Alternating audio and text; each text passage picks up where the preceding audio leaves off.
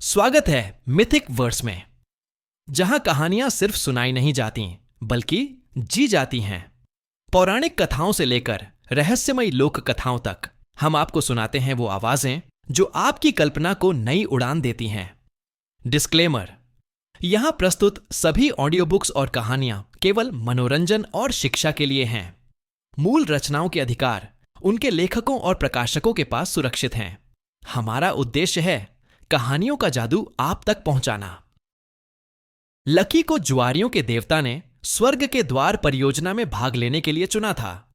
उनका लक्ष्य एक मरती हुई दुनिया को विनाश से बचाना था और यह सुनिश्चित करना था कि यह दूसरी बार नष्ट न हो।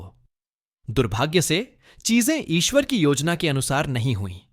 आत्मा स्थानांतरण के दौरान लकी की आत्मा बुरी तरह घायल हो गई और लगभग टूट ही गई। कोई और विकल्प न होने पर जुआरियों के ईश्वर को अपने चुने हुए उम्मीदवार की आत्मा की रक्षा करने और उसे एक नया जहाज ढूंढने में मदद करने के लिए एक और जुआ खेलने पर मजबूर होना पड़ा।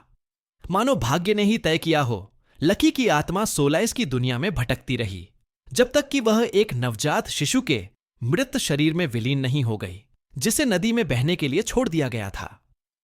नितेश के रूप में अपनी नई पहचान के साथ लड़के को एहसास हुआ कि देवताओं द्वारा दिए गए आशीर्वाद के बावजूद दुनिया को बचाना कोई आसान काम नहीं था। तलवारों और जादू की दुनिया में जहां रोमांच बेलगाम और उन्मुक्त रूप से चलता है, एक परित्यक्त राजकुमार की पौराणिक गाथा शुरू होने वाली है। मैं ऐसी चीजें देख सकता हूं जो अन्य लोग नहीं देख सकते। हजारों वर्षों तक महाद्वीप पर बसे राजधानी शहर में भीषण आग भड़क उठी। ऐसी बातें सुने जो दूसरे नहीं सुनते। युद्ध की चीखें, शाप और मरते हुए लोगों की चीखें पूरे शहर में फैल गईं, क्योंकि आक्रमणकारी निर्दयतापूर्वक अपने रास्ते में आने वाली हर चीज पर हमला कर रहे थे। जब दूसरे लोग आंसू न बहाएं तो आप भी आंसू बहाएं। अपनी मां की गोद में रोते हुए शिशुओं और बच्चों की आवाज हर जगह सुनी जा सकती थी, क्योंकि उनके माता पिता अपने चारों ओर हो रहे एक तरफा नरसंहार से खुद को बचाने के लिए सुरक्षित स्थान की तलाश कर रहे थे। और जब दूसरे न लड़ें तो लड़ो।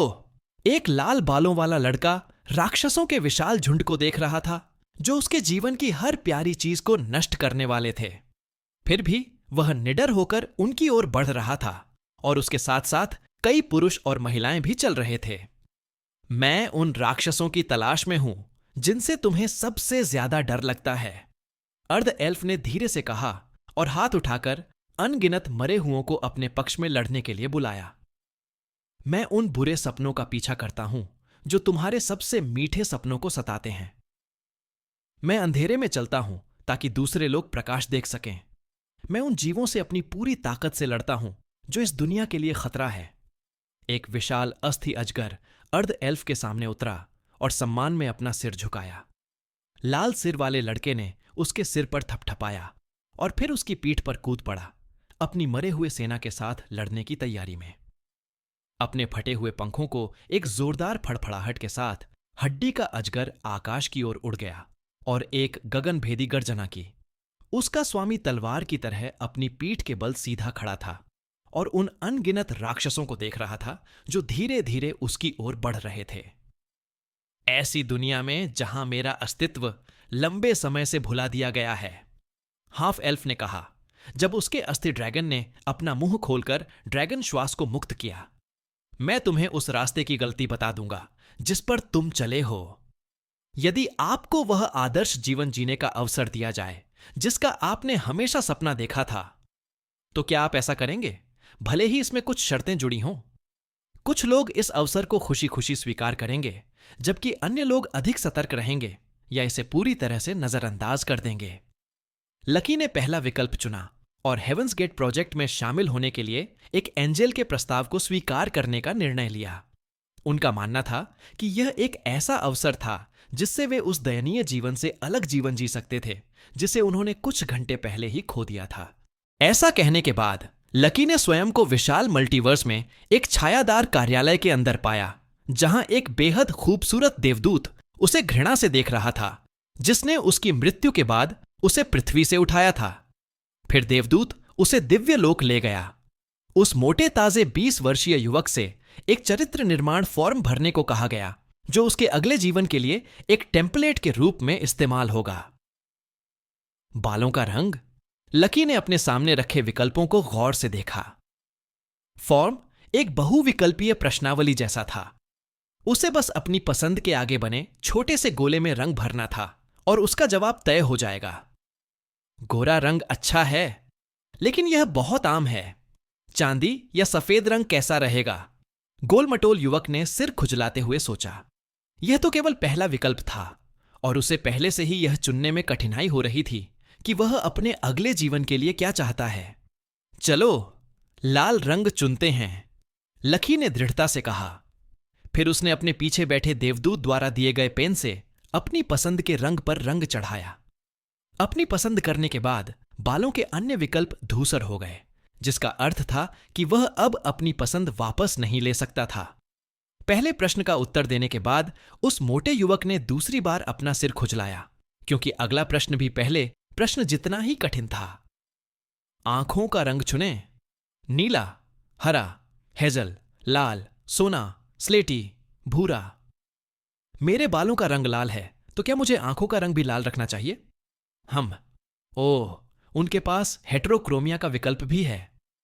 कुछ मिनट सोचने के बाद लकी ने आखिरकार हरा रंग चुना।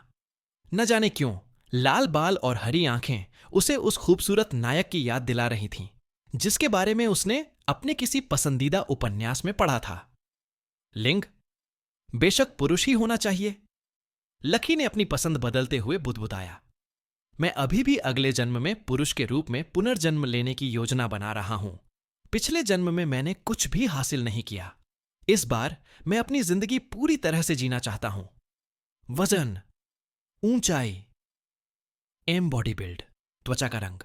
मोटे ताजे युवक ने अगले विकल्पों पर नजर डालने से पहले अपनी पसंद के अनुसार सभी प्रश्नों के उत्तर दिए। चेहरे का सौंदर्य, मैदान, औसत, प्यारा, आकर्षक, आकर्षक, कैसानोवा, हिदेयोशी, एस्टोल्फो। ये सारे विकल्प अच्छे हैं, लेकिन आखिरी दो विकल्प खतरनाक लग रहे हैं। लकी ने सोचा, सुरक्षा के लिए मैं हैंडसम ही चुनूंगा। अगला, दौड़, इंसान, एल्फ, बौना आदमी, राक्षस, जानवर भी, ड्रैगन। लकी की पहली पसंद जाहिर है एल्फ थी। सुंदर दिखना एल्फ्स की एक स्वाभाविक विशेषता थी और उनकी उम्र भी बहुत लंबी होती थी, लेकिन सोच विचार के बाद उसने एक अलग नस्ल चुनने का फैसला किया। क्यों? जवाब आसान था, विविधता के कारण। अगर हर कोई सुंदर और आकर्षक होता तो क्या इससे सौंदर्य परक विकल्प का महत्व कम नहीं हो जाता? कल्पित बौने लंबे जीवन जीते थे, वह भी लंबी उम्र जीना चाहता था। हालांकि वह इंसानों के साथ घुलना मिलना भी पसंद करता था, इसलिए हाफ एल्फ बनना उसके लिए एक अच्छा विकल्प था। यद्यपि वह भेदभाव को लेकर चिंतित थे, लेकिन उन्हें पता था कि यदि वह भीड़ से अलग दिखना चाहते हैं तो उन्हें यह जोखिम उठाना होगा। अपने भविष्य के अच्छे स्वरूप को अधिकतम करने के लिए उन्होंने एक ऐसी जाति को चुनने का निर्णय लिया जिसमें दोनों ही प्रकार की श्रेष्ठताएं थीं, और वह थी हाफ एल्फ। जैसे ही उस मोटे युवक ने अपनी पसंद को छायांकित किया, अन्य सभी नस्लें धूसर हो गईं। किसी कारणवश उन्हें यह जानकर राहत महसूस हुई कि अपनी इच्छित जाति चुनने के बाद वे अपना निर्णय नहीं बदल सकते। वंश, रॉयल्टी ब्लड लाइन, कुलीन वंश, प्रभावशाली वंश, सामान्य रक्तरेखा। लकी ने चेहरे पर गंभीर भाव लिए इन चारों विकल्पों को गौर से देखा। शाही खानदान का होना एक आकर्षक विकल्प था, लेकिन उसने कई उपन्यास पढ़े थे जिनमें शाही परिवार का हिस्सा होना न सिर्फ मुश्किल था बल्कि खतरनाक भी था। सिंहासन के लिए आपसी लड़ाई और अपने ही भाइयों और बहनों द्वारा छुरा घोंपा जाना वह जीवन नहीं था जो वह जीना चाहता था। अगर मैं हीरो की तरह अलग दिखना चाहता हूं तो आम आदमी का रास्ता अपनाना एक अच्छा विकल्प है, लेकिन मुझे उस दुनिया के बारे में कुछ भी नहीं पता जहां मेरा पुनर्जन्म होगा। लकी ने अपनी ठुड्डी रगड़ते हुए सोचा, एक आम आदमी के लिए समाज में ऊपर उठना खतरनाक या मुश्किल हो सकता है। यह एक बहुत ही जोखिम भरा विकल्प भी है, क्योंकि मैं किसान के बेटे या किसी गैंगस्टर के बेटे के रूप में पैदा हो सकता हूं। चूंकि उनका अगला जीवन उनके लिए बहुमूल्य था, इसलिए उन्होंने नोबल ब्लड लाइन का चयन किया ताकि वे कम से कम बहुत अधिक हाई प्रोफाइल हुए बिना आराम का जीवन जी सकें। हालांकि जब उन्होंने अगले विकल्पों को देखा तो अविश्वास में उनकी कलम लगभग गिर गई, क्योंकि उन्हें उम्मीद नहीं थी कि उनके द्वारा भरे जा रहे फॉर्म में ऐसा कुछ शामिल होगा। पीपी आकार। ध्यान रखें कि अगले जन्म में पुनर्जन्म लेने पर यह विकल्प आपको अतिरिक्त बोनस देता है। कृपया सोच समझकर चुनाव करें। अरे, ये मुझे अपनी अहम का साइज आजादी से चुनने की ताकत दे रहे हैं और मुझे बोनस भी मिल सकता है। लकी की आंखें आश्चर्य से चौड़ी हो गईं। भाई, ये तो अब तक की सबसे अच्छी चीज है। मैं इस पर पूरी तरह से दांव लगा रहा हूं। 2 इंच। आपको अपनी पसंद की 6 लीजेंडरी वस्तुएं दी जाएंगी। 3 इंच। आपको अपनी पसंद की 3 लीजेंडरी वस्तुएं दी जाएंगी। 4 इंच। आपको अपनी पसंद की 1 लीजेंडरी आइटम दी जाएगी। 5 इंच। आपको अपनी पसंद की एक दुर्लभ वस्तु दी जाएगी। 6 इंच। आपको टिश्यू पेपर का 1 पैकेट दिया जाएगा। 7 इंच। आपको टिश्यू पेपर के 2 पैकेट दिए जाएंगे। 8 इंच। ओमेवा मॉ। 9 इंच। भाई। 10 इंच। क्या आप घोड़े के रूप में पुनर्जन्म लेने की योजना बना रहे हैं? अगर हां, तो यह विकल्प चुनें। 11 इंच। अरे, तुम तो नरक में जा रहे हो। 12 इंच। प्रिय मां अपने सामने रखे गए शैतानी विकल्पों को देखकर उस मोटे युवक के मुंह से खून निकलने लगा। क्या बात है यार, मेरी खुशी के बदले मुझे लीजेंडरी आइटम्स का लालच दे रहे हो? लकी गुस्से से दांत पीसते हुए बोला। अच्छा नहीं भाई, अच्छा नहीं।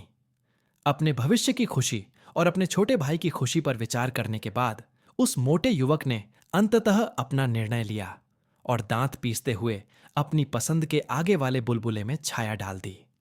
उसी समय उसने अपने पीछे से उपहास से भरी हंसी की आवाज सुनी। लकी ने अपना सिर घुमाया और उस खूबसूरत परी को देखा जो उसे चिढ़ाती हुई मुस्कान के साथ देख रही थी। न जाने क्यों उसे लगा कि उसने पीपी साइज चुनते समय कोई गलती कर दी है। क्या मुझे बड़ा वाला चुनना चाहिए था? लकी ने सोचा। वह एंजेल को देखता रहा जो उसे चिढ़ाने वाली मुस्कान के साथ देखती रही। अपनी पूरी इच्छा शक्ति का प्रयोग करते हुए उसने अपनी नजर उस खूबसूरत परी से हटा ली जिसने उसे थोड़ा नमकीन महसूस कराया था।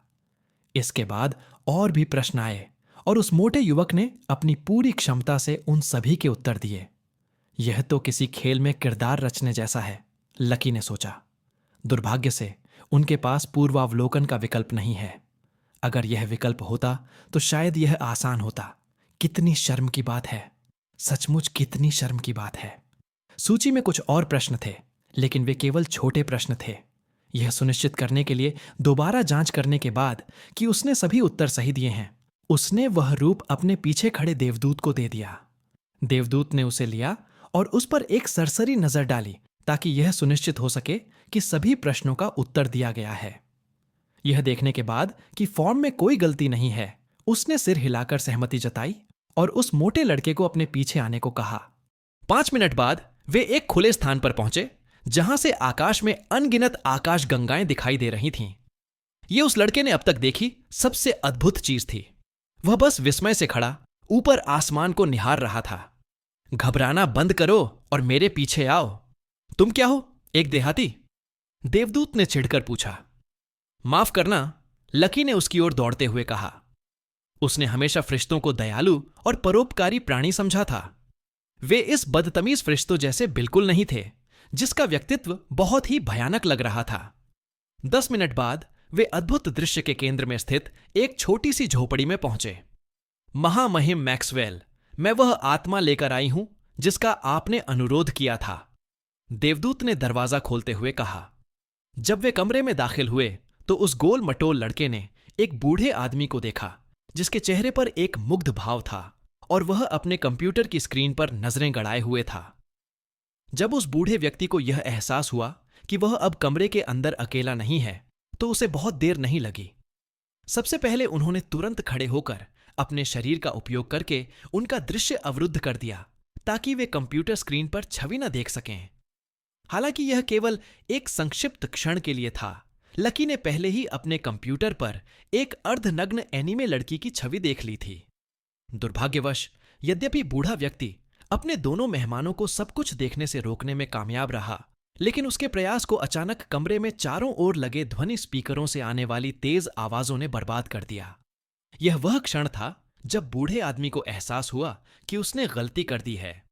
एंजेल की अभिव्यक्ति तुरंत बदल गई और उसने बूढ़े आदमी को ऐसे देखा जैसे वह कोई बकवास चीज हो। बूढ़े व्यक्ति ने हल्की खांसी के साथ अपनी नजरें फेर लीं। वह देवदूत की तिरस्कार भरी निगाहों को सहन नहीं कर सका। क्या मैं सचमुच ठीक हो जाऊंगा? लकी ने सोचा जब उसने उस बूढ़े व्यक्ति की ओर देखा जो एक प्रतिष्ठित व्यक्ति की तरह व्यवहार करने की पूरी कोशिश कर रहा था, लेकिन बुरी तरह असफल हो रहा था।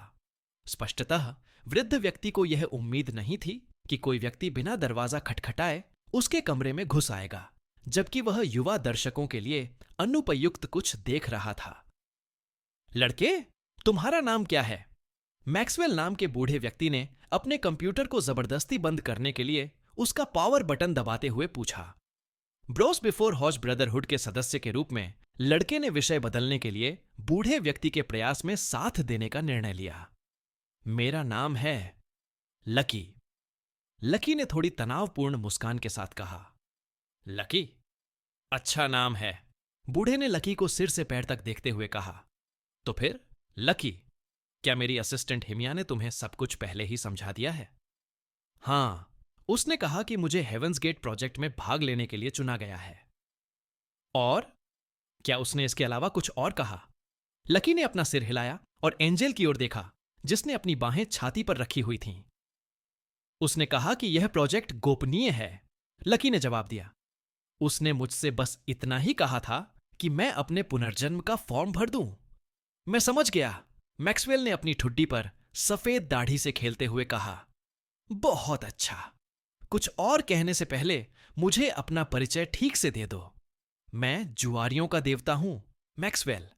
चूंकि मेरा नाम बहुत लंबा है, इसलिए मुझे मैक्स ही कहो। मैंने व्यक्तिगत रूप से हेवंस गेट परियोजना की रूपरेखा तैयार की थी ताकि किसी व्यक्ति को उच्च अधिकारियों की नजरों से बचाकर एक विशेष दुनिया में भेजा जा सके। मेरा मतलब है कुछ पुराने लोगों को दरकिनार करना जो नियमों के पक्के हैं। क्या हम कुछ अवैध काम कर रहे हैं? हा हा हा, बिल्कुल नहीं। यह कोई अपराध नहीं है जब तक कोई इसकी सूचना अधिकारियों को न दे। तुम ठीक हो जाओगे शायद। हा हा हा, क्या मैं अब भी पीछे हट सकता हूं? लकी ने घबराहट से हंसते हुए पूछा। मैक्स ने उसके सवाल को अनसुना कर दिया और तुरंत अपनी जेब से दूसरा फॉर्म निकालकर लकी को दे दिया।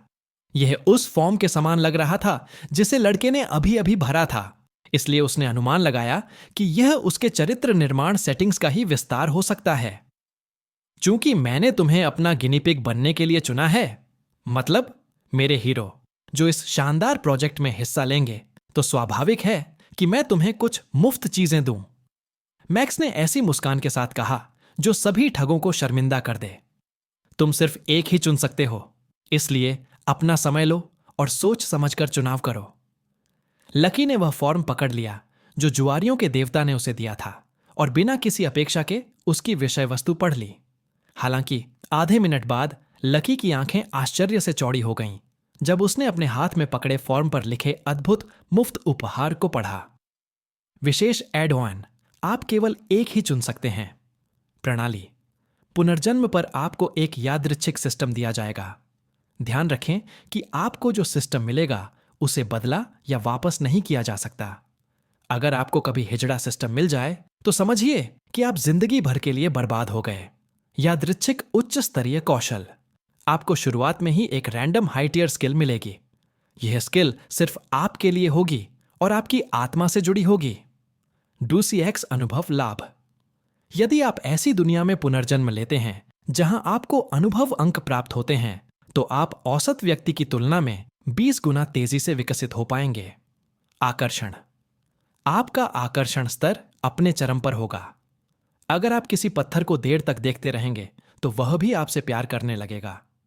स्थिति बीमारी प्रतिरक्षा, आपको विष, आकर्षण, नींद, पत्थर बना देना, लकवा मारना तथा अन्य किसी भी क्षमता से प्रतिरक्षा प्राप्त होगी जिसका आपके शरीर और आत्मा पर हानिकारक प्रभाव पड़ेगा। अनंत मन, चाहे आप कोई भी जादू का मंत्र डालें, आपका मन कभी खत्म नहीं होगा। अनंत सहन शक्ति। चाहे आप अपने प्रेमी के साथ कितने भी चक्कर लगा लें, आप चलते ही रहेंगे, चलते ही रहेंगे, चलते ही रहेंगे, चलते ही रहेंगे। अद्वितीय निकाय संविधान। आपको एक विशेष शारीरिक संरचना प्राप्त होगी जो नश्वर और अमर दोनों के लिए ईर्ष्या का विषय होगी। उदाहरण, दिव्य ड्रैगन अमर शरीर, बर्फ फीनिक्स विरासत, ठंडर भगवान काया। 10x गचा पुल। आप जिस दुनिया में पुनर्जन्म लेते हैं उसके आधार पर गचा पुल की सामग्री को उस दुनिया के कानूनों के अनुरूप संशोधित किया जाएगा। आपको इस गचा पुल से एक SSR आइटम, आर्टिफैक्ट, हथियार, वाइफू या हस्बैंडो साथी प्राप्त करने की गारंटी है। श्श्ट। लकी अपने लिए उपलब्ध विकल्पों को पढ़ने के बाद खुद को जोर से गाली देने से नहीं रोक पाया। लकी ने सोचा, मैं चाहे जो भी चुनूं, मुझे पता है कि अगले जन्म में मुझे जरूर बहुत बड़ा फायदा होगा। हो सके तो मैं सब चाहता हूं, लेकिन चूंकि महामहिम मैक्स ने मुझे बताया है कि मैं सिर्फ एक ही चुन सकता हूं, इसलिए मुझे इस मामले को गंभीरता से लेना होगा। तो फिर क्या तुमने तय कर लिया है कि तुम कौन सा विकल्प चुनना चाहते हो? मैक्स ने उस लड़के से पूछा जो आधे घंटे बाद भी गंभीरता से अपने विकल्पों पर विचार कर रहा था। हां, लकी ने सिर हिलाया। उसने अपने फैसले के फायदे और नुकसान पहले ही तौल लिए थे, इसलिए उसने जुआरियों के देवता का दृढ़ता से सामना किया। महामहिम, मैं चुनता हूं। लकी के चुनाव के दौरान मैक्स अपनी दाढ़ी से खेलता रहा। मैं तुमसे फिर पूछूंगा, मैक्स ने चेहरे पर गंभीर भाव लिए कहा। तुम मुफ्त में कोई रैंडम हाई टियर स्किल चाहते हो, है ना? हां, लकी ने सिर हिलाया। मैं इसे चुनता हूं महामहिम। लकी की पसंद सुनकर अपनी बाहें छाती पर रखे एंजल की भौहें तन गईं। जाहिर है उसे उम्मीद नहीं थी कि वह युवक यही विकल्प चुनेगा। समझ गया, मैक्स मुस्कुराया और 3 बार ताली बजाई। अचानक लकी के हाथ में जो आकृति थी उसमें आग लग गई। अंगारे युवक की छाती की ओर उड़े और उसके शरीर में समा गए। हालांकि मैक्स अभी भी शांत नहीं हुआ था। लकी ने जो रूप पहले भरा था वह आग की लपटों में घिर गया और उसके अवशेष भी उसके शरीर की ओर उड़े। युवक को लगा जैसे उसकी आत्मा में एक अनजानी शक्ति उमड़ पड़ी हो और उसका शरीर गर्म हो गया हो। जब वह अभी भी उस अवास्तविक अनुभव की आभा में डूबा हुआ था, तभी अचानक उसने खुद को अंतरिक्ष में तैरते हुए पाया, उन अनगिनत आकाश गंगाओं के नीचे जिन्हें उसने कुछ देर पहले देखा था। उसके दाहिनी ओर जुआरियों का देवता मैक्स खड़ा था और बाईं ओर हिमिया खड़ी थीं, वह कुतिया परी जो अपने बुरे व्यक्तित्व से पीड़ित थी। लकी, क्या तुम जानते हो कि मैंने तुम्हें मल्टीवर्स की अनगिनत आत्माओं में से हेवंस गेट प्रोजेक्ट में भाग लेने वाला पहला उम्मीदवार बनने के लिए क्यों चुना? मैक्स ने युवक की आंखों में देखते हुए पूछा। नहीं, लकी ने जवाब दिया। उसे यह भी नहीं पता था कि उसे हेवंस गेट प्रोजेक्ट में भाग लेने के लिए क्यों चुना गया था। मैक्स ने लकी के कंधे पर थपथपाते हुए मुस्कुराया। ऐसा इसलिए हुआ क्योंकि तुमने अंत तक जीने के लिए संघर्ष किया। तुम कभी भी हार मान सकते थे, लेकिन तुमने आसान रास्ता नहीं चुना और अपने हाथों से अपनी जान नहीं ले ली। लकी ने गंभीर भाव से बूढ़े आदमी की ओर देखा। ऐसा इसलिए है क्योंकि मैं कायर हूं। मुझे मौत से डर लगता है, इसलिए मैंने अंत तक जीने के लिए संघर्ष किया। इसमें कोई गौरव की बात नहीं है। मैक्स ने उस युवक का सिर सहलाते हुए हंसते हुए कहा। शायद तुम सही हो, लेकिन तुम कायर नहीं हो। जीने के लिए साहस चाहिए और मैं दुआ करता हूं कि अगले जन्म में तुम साहसी बनो। लकी ने उस बूढ़े आदमी की तरफ देखा जो उसे देखकर मुस्कुरा रहा था। यह पहली बार था जब किसी ने उसे जीने के लिए कहा था। जब वह जीवित था तो वह हमेशा ये शब्द सुनता रहा, तुम सिर्फ बोझ हो, तुम्हें मर जाना चाहिए, या तुम एक गलती थे, तुम्हें पैदा ही नहीं होना चाहिए था। ये शब्द उससे बार बार कहे जाते थे। याद करके लगता है कई बार वह उस नर्क से बचने के लिए अपनी जान देना चाहता था। हालांकि उसे मौत से डर लगता था। वह सचमुच मौत से डरता था, इसलिए उसने अंत तक जीने के लिए संघर्ष किया। लकी ने अपने होंठ काट लिए क्योंकि उसे रोने का मन कर रहा था। उसे नहीं पता था कि आत्माएं रो सकती हैं या नहीं, लेकिन अगर उसने दूसरों को खुद को रोते हुए देखा तो उसे बहुत बुरा लगेगा। कुछ मिनट बीतने के बाद आखिरकार वह संभला। फिर उसने जुआरियों के देवता की ओर देखा और वह सवाल पूछा जो उसके मन में तब से चल रहा था जब से वह इस अनजान रहस्य से घिरे स्थान में आया था। महामहिम, आपने अभी तक यह नहीं बताया कि हेवंस गेट परियोजना का उद्देश्य क्या है, लकी ने कहा। क्या आप मुझे बता सकते हैं कि वह क्या है? लकी, हेवंस गेट प्रोजेक्ट का लक्ष्य दुनिया का भाग्य बदलना है। आप ही वह चुने हुए व्यक्ति हैं जो एक नए युग की शुरुआत करेंगे, जो इसे एक बेहतर और उज्जवल कल की ओर ले जाएगा। मुझे नहीं लगता कि मैं इतनी बड़ी जिम्मेदारी लेने के योग्य हूं।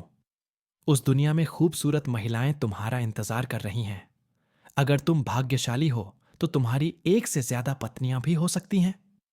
महामहिम, ये मुझ पर छोड़ दो। उसका रुख पूरी तरह बदल गया और लकी ने उसकी छाती थपथपाई, मानो वो कोई युद्ध के लिए जाने वाला जनरल हो। आपने इस काम के लिए बिल्कुल सही आदमी चुना है। मैं आपके लिए दुनिया जीत लूंगा। विश्व विजय? जरूर, मैं इसकी इजाजत दूंगा। आखिरकार एक आदमी को बड़े सपने देखने चाहिए। या तो पूरी तरह से जुट जाओ या रोते हुए घर जाओ। हा हा हा। परी ने उन दोनों बेकार, वासना से प्रेरित मूर्खों को घृणा से घूरते हुए एक विशाल तोप बुलाई।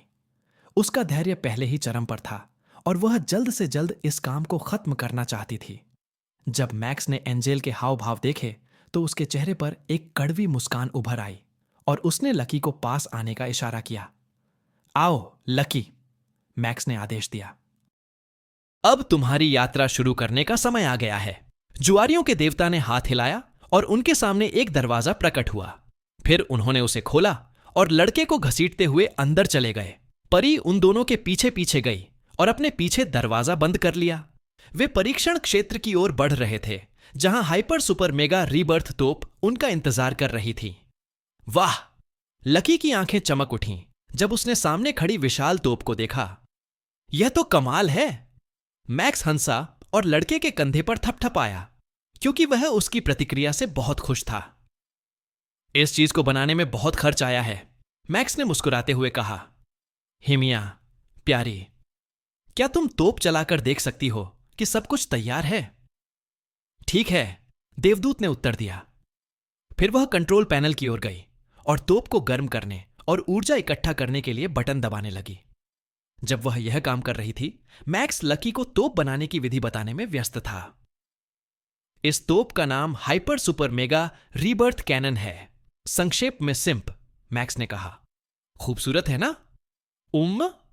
सर मैक्स, क्या इसका मतलब सिंपी की जगह HSMRC नहीं होना चाहिए? लकी ने पूछा। बेटे, छोटी छोटी बातों पर परेशान मत हो। अगर मैं कहता हूं कि यह एक सिंप तोप है तो यह एक सिंप तोप है। ओ ठीक है। हिमिया ने जुआरियों के देवता की तरफ आंखें घुमाईं, जो हमेशा की तरह बकवास कर रहा था। अगर मैक्स ने उसके जन्म से ही उसकी देखभाल न की होती तो शायद वह उसे छोड़कर दूसरे देवताओं की सेवा करने चली जाती, जो ज्यादा सामान्य थे और जिन्हें मानसिक समस्याएं नहीं थीं। तोप की स्थिति की जांच करने के बाद हिमिया ने पाया कि सब कुछ ठीक था। महामहिम, तोप की स्थिति पूरी तरह से हरी है, हिमिया ने बताया। हम कभी भी शुरू कर सकते हैं। मैक्स ने सिर हिलाया। फिर उसने लकी के कंधे पर थपथपाकर लड़के को बताया कि अब समय आ गया है। लकी, क्या तुम तैयार हो? मैक्स ने चिढ़ाते हुए पूछा। तुम्हारा नया सफर शुरू होने वाला है। मैं तैयार हूं, लकी ने जवाब दिया। अच्छा, अब तुम्हें तोप में लादने का समय आ गया है। सर, आप यह कैसे करेंगे? आह! लकी अपनी बात पूरी भी नहीं कर पाया था कि मैक्स ने उसकी कमर पकड़ ली और तोप की नोक पर उड़ गया। छेद में आग लगा दो, मैक्स चिल्लाया और लकी के शरीर को तोप की नली के अंदर फेंक दिया। जल्द ही एक जोरदार आवाज सुनाई दी। उसके बाद आउच की आवाज आई। मैक्स जोर से हंस पड़ा। बेटे, क्या तुम ठीक हो? मैक्स ने पूछा। क्या तुम्हें दर्द हो रहा है? मैं ठीक नहीं हूं, लकी चिल्लाया। जाहिर है उसे उम्मीद नहीं थी कि उसे तोप के गोले की तरह तोप के अंदर फेंक दिया जाएगा। दर्द हो रहा है? यह जानकर अच्छा लगा कि आप ठीक हैं। कोई अंतिम शब्द? भाड़ में जाओ तुम। मैक्स ने हिमा को ठीक है का संकेत देते हुए हंसी उड़ाई। हेवंस गेट प्रोजेक्ट शुरू हो गया है, हिमिया ने कंट्रोल पैनल के कीपैड पर टैप करते हुए कहा। रास्ता तय हो रहा है। सिंप तोप अचानक अपनी दाहिनी ओर मुड़ गई और दूरी पर स्थित बैंगनी आकाशगंगा पर निशाना साधा।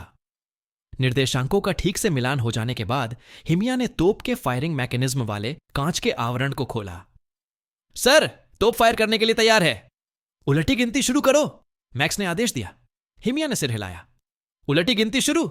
10, 9, 8, 7, 3, 2, 1। हाइपर सुपर मेगा पुनर्जन्म तोप फायर। सुंदर परी ने लाल बटन दबाया, जिससे तुरंत गोलीबारी शुरू हो गई। लकी ने पाया कि वह प्रकाश की एक गेंद में बदल रहा है, क्योंकि उसके चारों ओर सघन जादुई ऊर्जा की घनी परतें लिपटी हुई हैं। कुछ ही देर बाद तोप की नोक पर ऊर्जा का एक विशाल गोला प्रकट हुआ। फिर उसने दिव्यता की शक्ति एकत्रित करना शुरू कर दिया, ताकि लकी की आत्मा को बहुब्रह्मांड में पहुंचाया जा सके। तोप के चारों ओर बिजली का करंट दौड़ गया और कुछ जगहों पर धुआं दिखाई देने लगा। जाहिर है यह कोई शुभ संकेत नहीं था, और इससे जुआरियों के देवता के साथ साथ देवदूत भी चिंतित हो गए। मानो उनकी आशंकाओं की पुष्टि करते हुए परीक्षण क्षेत्र में चेतावनी की आवाजें फैलने लगीं, जिससे उन्हें पता चला कि तोप में कुछ बहुत बड़ी गड़बड़ी है। अभी गोलीबारी बंद करो, मैक्स ने आदेश दिया। उसे उम्मीद नहीं थी कि आखिरी पल में उसकी बेशकीमती तोप के साथ कुछ गड़बड़ हो जाएगी। फिर उसने लकी की आत्मा को किसी भी तरह के नुकसान से बचाने के लिए उसे अपनी दिव्यता में लपेटने के लिए अपना हाथ उठाया। हालांकि इससे पहले कि उसकी दिव्यता लड़के तक पहुंच पाती, गोलीबारी का क्रम पूरा हो गया। एक तेज गड़गड़ाहट की आवाज के साथ जादुई ऊर्जा की एक किरण दिव्य लोक में फैल गई, और उसके बाद एक जोरदार विस्फोट हुआ। तोप फट गई और 1000 टुकड़ों में बिखर गई, तथा धातु के टुकड़े चारों ओर उड़ गए। मैक्स ने हिमिया के सामने टेलीपोर्ट किया और अपनी दिव्य शक्तियों का उपयोग करके उन दोनों की रक्षा के लिए एक ढाल बनाई। अराजक स्थिति शांत होने के बाद जुआरियों के देवता ने अपना ध्यान आकाश की ओर मोड़ने से पहले अपने सामने पड़े मलबे को देखा। आकाश में एक नीला धूमकेतु बैंगनी आकाशगंगा की ओर प्रकाश का एक पथ बनाता हुआ आगे बढ़ा। लकी की स्थिति क्या है? मैक्स ने उस उपकरण को घूरते हुए पूछा, जो अभी भी काम कर रहा था। हिमिया ने कीबोर्ड पर टाइप किया और लकी की आत्मा की स्थिति सामने लाई। नहीं, ऐसा नहीं हो सकता। मैक्स को अपने सामने आई तस्वीरों के परिणाम पर विश्वास नहीं हो रहा था। लकी की आत्मा को फायरिंग के दौरान गंभीर चोट लगी थी और वह टूटने के कगार पर थी। केवल मैक्स द्वारा तोप में अचानक लगाए गए सुरक्षा तंत्र ही उसकी आत्मा को पूरी तरह से विघटित होने से बचा रहे थे। महामहिम, मुझे डर है कि लकी अपनी वर्तमान अवस्था में सामान्य पुनर्जन्म नहीं ले पाएगा। हिमिया घबरा गया। सबसे बुरी स्थिति में उसकी आत्मा का अस्तित्व ही समाप्त हो सकता है। मैक्स ने गहरी सांस ली, क्योंकि उसे लकी की वर्तमान स्थिति का पूरा अंदाजा था। हालांकि वह कुछ नहीं कर सकता था। जिस दुनिया में उसने लड़के को भेजा था, वह दुनिया देवताओं द्वारा त्याग दी गई थी। इस समय केवल एक ही व्यक्ति था जो उनकी मदद कर सकता था, और वह व्यक्ति कोई और नहीं बल्कि मैक्स का सबसे अच्छा दोस्त, खेलों का देवता एरियोल था। हिमिया, एरियोल को ढूंढो, मैक्स ने आदेश दिया, जैसे ही उसका शरीर हवा में तैर रहा था। जब वह मिल जाए तो हमारी स्थिति समझा देना, उसे पता चल जाएगा कि क्या करना है। हिमिया मैक्स के चेहरे पर निराशा देख सकती थी, और इससे वह चिंतित हो गई। महामहिम, आप कहां जा रहे हैं? हिमिया ने पूछा। यह मेरी गलती है, मैक्स ने अपनी दिव्यता को अपने शरीर के चारों ओर समेटते हुए कहा। कम से कम मैं यह सुनिश्चित कर सकता हूं कि लकी की आत्मा का अस्तित्व समाप्त न हो। जैसे ही उसने अपनी घोषणा पूरी की, जुआरियों का देवता एक सुनहरे धूमकेतु में परिवर्तित हो गया और उस नीले धूमकेतु की ओर बढ़ गया जो बैंगनी आकाशगंगा में प्रवेश करने लगा था। यह समय के विरुद्ध दौड़ थी, और जुआरियों का देवता उस लड़के को बचाने के लिए अपना सब कुछ दांव पर लगा रहा था, जिसे उसने इस दुनिया को बचाने के लिए चुना था। एक युवा एल्वेन महिला की सिसकियां रात भर गूंजती रहीं जब उसने कपड़े के उस बंडल को गले लगाया जिसमें उसका बच्चा बंधा हुआ था। उसके आंसू बारिश की तरह गिरने लगे। उसके माता पिता और उनके परिवार के सदस्य दया की दृष्टि से उसकी ओर देखने लगे। वे सभी पूर्णिमा की रोशनी में नदी किनारे खड़े थे। रात बहुत खूबसूरत थी, ऊपर तारे चमक रहे थे। फिर भी युवती की दुख भरी सिसकियों ने इस अद्भुत दृश्य की चमक खो दी। कई मिनट बीत गए और एल्वेन कबीले के कुलपति ने युवती के कंधे को थपथपाया। मुझे तुम्हारे नुकसान का दुख है, एडलीन, कुलपति ने धीरे से कहा, लेकिन हम उसे अपनी पैतृक जमीन पर नहीं दफना सकते। मुझे उम्मीद है कि तुम समझोगी। एडेलीन ने सिर हिलाया और उसके चेहरे पर आंसू बहने लगे। वह अपने कुल की परंपराओं से वाकिफ थी, फिर भी अपने बच्चे से बिछड़कर उसका दिल टूट गया, जो पैदा होने के कुछ ही समय बाद मर गया था। एडलीन के पिता ने आह भरी और एक टोकरी हाथ में लिए उसकी बेटी की ओर बढ़े। टोकरी में एक कपड़ा भरा हुआ था ताकि बच्चा आराम से लेट सके। बदकिस्मती से एडलीन का बच्चा उसकी कोमलता महसूस नहीं कर पा रहा था, क्योंकि उसने एक दिन पहले ही दम तोड़ दिया था। फिर उस युवती ने अपने बच्चे को टोकरी में रखने से पहले उसके माथे को चूमा। फिर उसने अपनी भंडारण अंगूठी से एक लकड़ी की स्लेट निकाली और अपने जादू से उस पर एक नाम उकेर दिया। हालांकि मैं तुम्हें प्यार और खुशी नहीं दे पाई, लेकिन मैं तुम्हें नाम देना नहीं भूलूंगी, एडलीन ने दुखी होकर कहा। जब उसने लकड़ी की स्लेट पर अपने बेटे का नाम लिखना समाप्त किया, उसने अपने बेटे का नाम लिखने के लिए दुनिया की आम भाषा का इस्तेमाल किया था, इस उम्मीद में कि अगर किसी को उसका बच्चा मिल गया तो वे उसे उचित अंतिम संस्कार देंगे। नितेश, यह वह नाम था जो एडेलिन ने अपने बेटे को दिया था। टोकरी के अंदर लकड़ी की स्लेट रखने के बाद एडेलिन की मां ने अपनी बेटी के शरीर को अपनी बाहों में भर लिया और उसे कसकर पकड़ लिया। मेरे प्यारे पोते, अब मैं तुम्हें विदा कर दूंगा, एडेलिन के पिता ने उदास होकर कहा। मैं प्रार्थना करता हूं कि आत्माएं तुम्हारी आत्मा को उस स्वर्ग तक ले जाई जिसका वादा किया गया था, जहां हम भी अपना समय आने पर जाएंगे। हमें माफ करना कि हम तुम्हें उचित अंतिम संस्कार नहीं दे पाए। एंथीस के एल्वेन कबीले के कुलपति ने टोकरी को देखा और मन ही मन आह भरी। भले ही मैं एक अपवाद बनाना चाहता हूं, लेकिन बड़े बुजुर्ग इसकी इजाजत बिल्कुल नहीं देंगे, कुलपति ने सोचा। ऐश एनथियास में अर्ध रक्तों के लिए कोई जगह नहीं है। हमें माफ कर दो बच्चे, मेरे हाथ बंधे हैं। अचानक एक छोटी सी एल्वेन लड़की ने गाना शुरू कर दिया। यह बिछड़ने का गीत था जो एल्वेन तब गाते थे जब उनके प्रियजन दुनिया से चले जाते थे। जल्द ही अन्य कल्पित बौने भी गायन में शामिल हो गए और उन्होंने अपने कुल के सबसे युवा सदस्य को परलोक की यात्रा पर रवाना किया। एडेलिन के पिता ने टोकरी नदी किनारे रख दी। आखिरकार जाने से पहले उन्होंने अपने पोते को एक आखिरी नजर से देखा। एडलिन रो रही थी और उसकी मां उसे संभालने की कोशिश कर रही थी। उसे लग रहा था कि अगर उसने अपनी बेटी को ठीक से नहीं पकड़ा तो एडलिन नदी में कूद जाएगी और टोकरी वापस किनारे पर ले आएगी। सो जा बच्ची, कुलपति ने संघर्षरत युवती पर नींद का जादू डालते हुए कहा।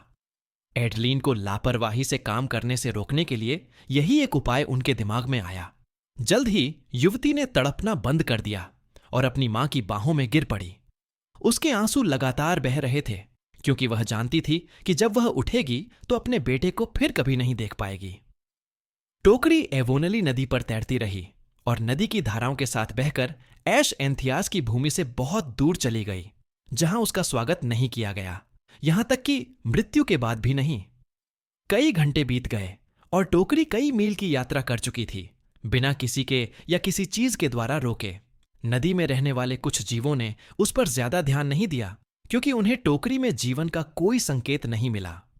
उन्होंने सोचा कि यह बस लकड़ी का एक टुकड़ा है जो पानी की सतह पर तैर रहा है, इसलिए उन्होंने उसे यूं ही छोड़ दिया और अपने काम में लग गए।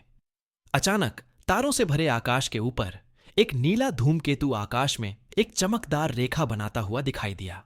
मानो नदी पर बहती टोकरी से आकर्षित होकर धूमकेतु ने अपना रास्ता बदल दिया तथा हर गुजरते सेकंड के साथ उसका आकार घटता गया। जल्द ही नीले प्रकाश का केवल एक छोटा सा गोला टेनिस बॉल के आकार का उस नीले धूमकेतु का बचा रह गया, जो कभी मल्टीवर्स के दूसरी ओर से आया था। यह छोटा गोला बच्चे की छाती पर आकर उसके शरीर में समा गया। कुछ मिनटों के बाद मृत शिशु ने अचानक अपना मुंह खोला, मानो वह ऑक्सीजन से वंचित अपने फेफड़ों को भरने के लिए हवा खींचने की कोशिश कर रहा हो। धीरे धीरे बच्चे की रंगत में सुधार तो हुआ, लेकिन वह अभी भी इतना कमजोर था कि कुछ भी कर नहीं सकता था। जल्द ही उसकी सारी हरकतें बंद हो गईं और बच्चा टोकरी के अंदर बेसुध पड़ा रहा, सोता रहा और उसे अपने नाजुक शरीर को ढोने वाली टोकरी के आसपास मौजूद खतरों का अंदाजा भी नहीं था। हम लगभग घर पहुंच ही गए हैं, सोफी, एक बूढ़ी औरत ने अपने घोड़े की पीठ पर हल्के से थपथपाते हुए कहा। चलो थोड़ी तेजी से चलते हैं ताकि हम बाकियों के साथ नाश्ता कर सकें।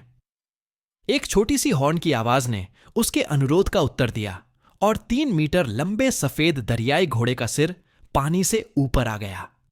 बूढ़ी औरत ने दूर स्थित उस गढ़ की ओर देखकर मुस्कुराई जिसे वाइल्ड गार्डे के नाम से जाना जाता था। जब वे नदी पार कर रहे थे तो उन्होंने देखा कि 2 विशालकाय मगरमच्छ एक दूसरे से लड़ रहे थे, जबकि समूह के बाकी लोग किनारे से उन्हें देख रहे थे। वर्ष के इस समय में हंटरडीन नदी में यह एक सामान्य घटना थी। बुढ़िया और उसकी सवारी सोफी प्रभुत्व के लिए लड़ रहे 2 विशालकाय मगरमच्छों से दूर भागीं। यह उनके प्रजनन का मौसम था और साल के इस समय ये जानवर ज्यादा आक्रामक होते हैं। जब वे दोनों लड़ते हुए विशालकाय जानवरों के पास से गुजरे तो अचानक रोने की आवाज बूढ़ी औरत के कानों में पड़ी। वह यह देखने के लिए पीछे मुड़ी कि रोने की आवाज कहां से आ रही है और तभी उसने तैरती हुई टोकरी देखी जो धीरे धीरे मगरमच्छों के समूह की ओर बढ़ रही थी। बूढ़ी औरत की भौहें तन गईं क्योंकि वह टोकरी से आती हुई एक बच्चे के रोने की आवाज साफ सुन सकती थी। सोफी, घूमो अभी, बूढ़ी औरत ने आदेश दिया। सफेद दरियाई घोड़े ने अपने मालिक की आज्ञा का पालन किया और जल्दी से टोकरी की ओर यू टर्न लिया, जो कि वर्चस्व के लिए लड़ रहे विशालकाय मगरमच्छों से केवल दर्जनों मीटर की दूरी पर थी। नन्हे बच्चे के रोने की आवाज सिर्फ उस बुढ़िया ने ही नहीं सुनी थी। कई मगरमच्छ लाल आंखों से टोकरी की ओर तैरने लगे थे।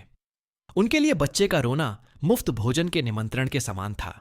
जल्द ही एक मगरमच्छ टोकरी से 1 मीटर दूर आ गया और उसने अपने विशाल जबड़े खोलकर टोकरी और उसके अंदर मौजूद बच्चे को निगल लिया।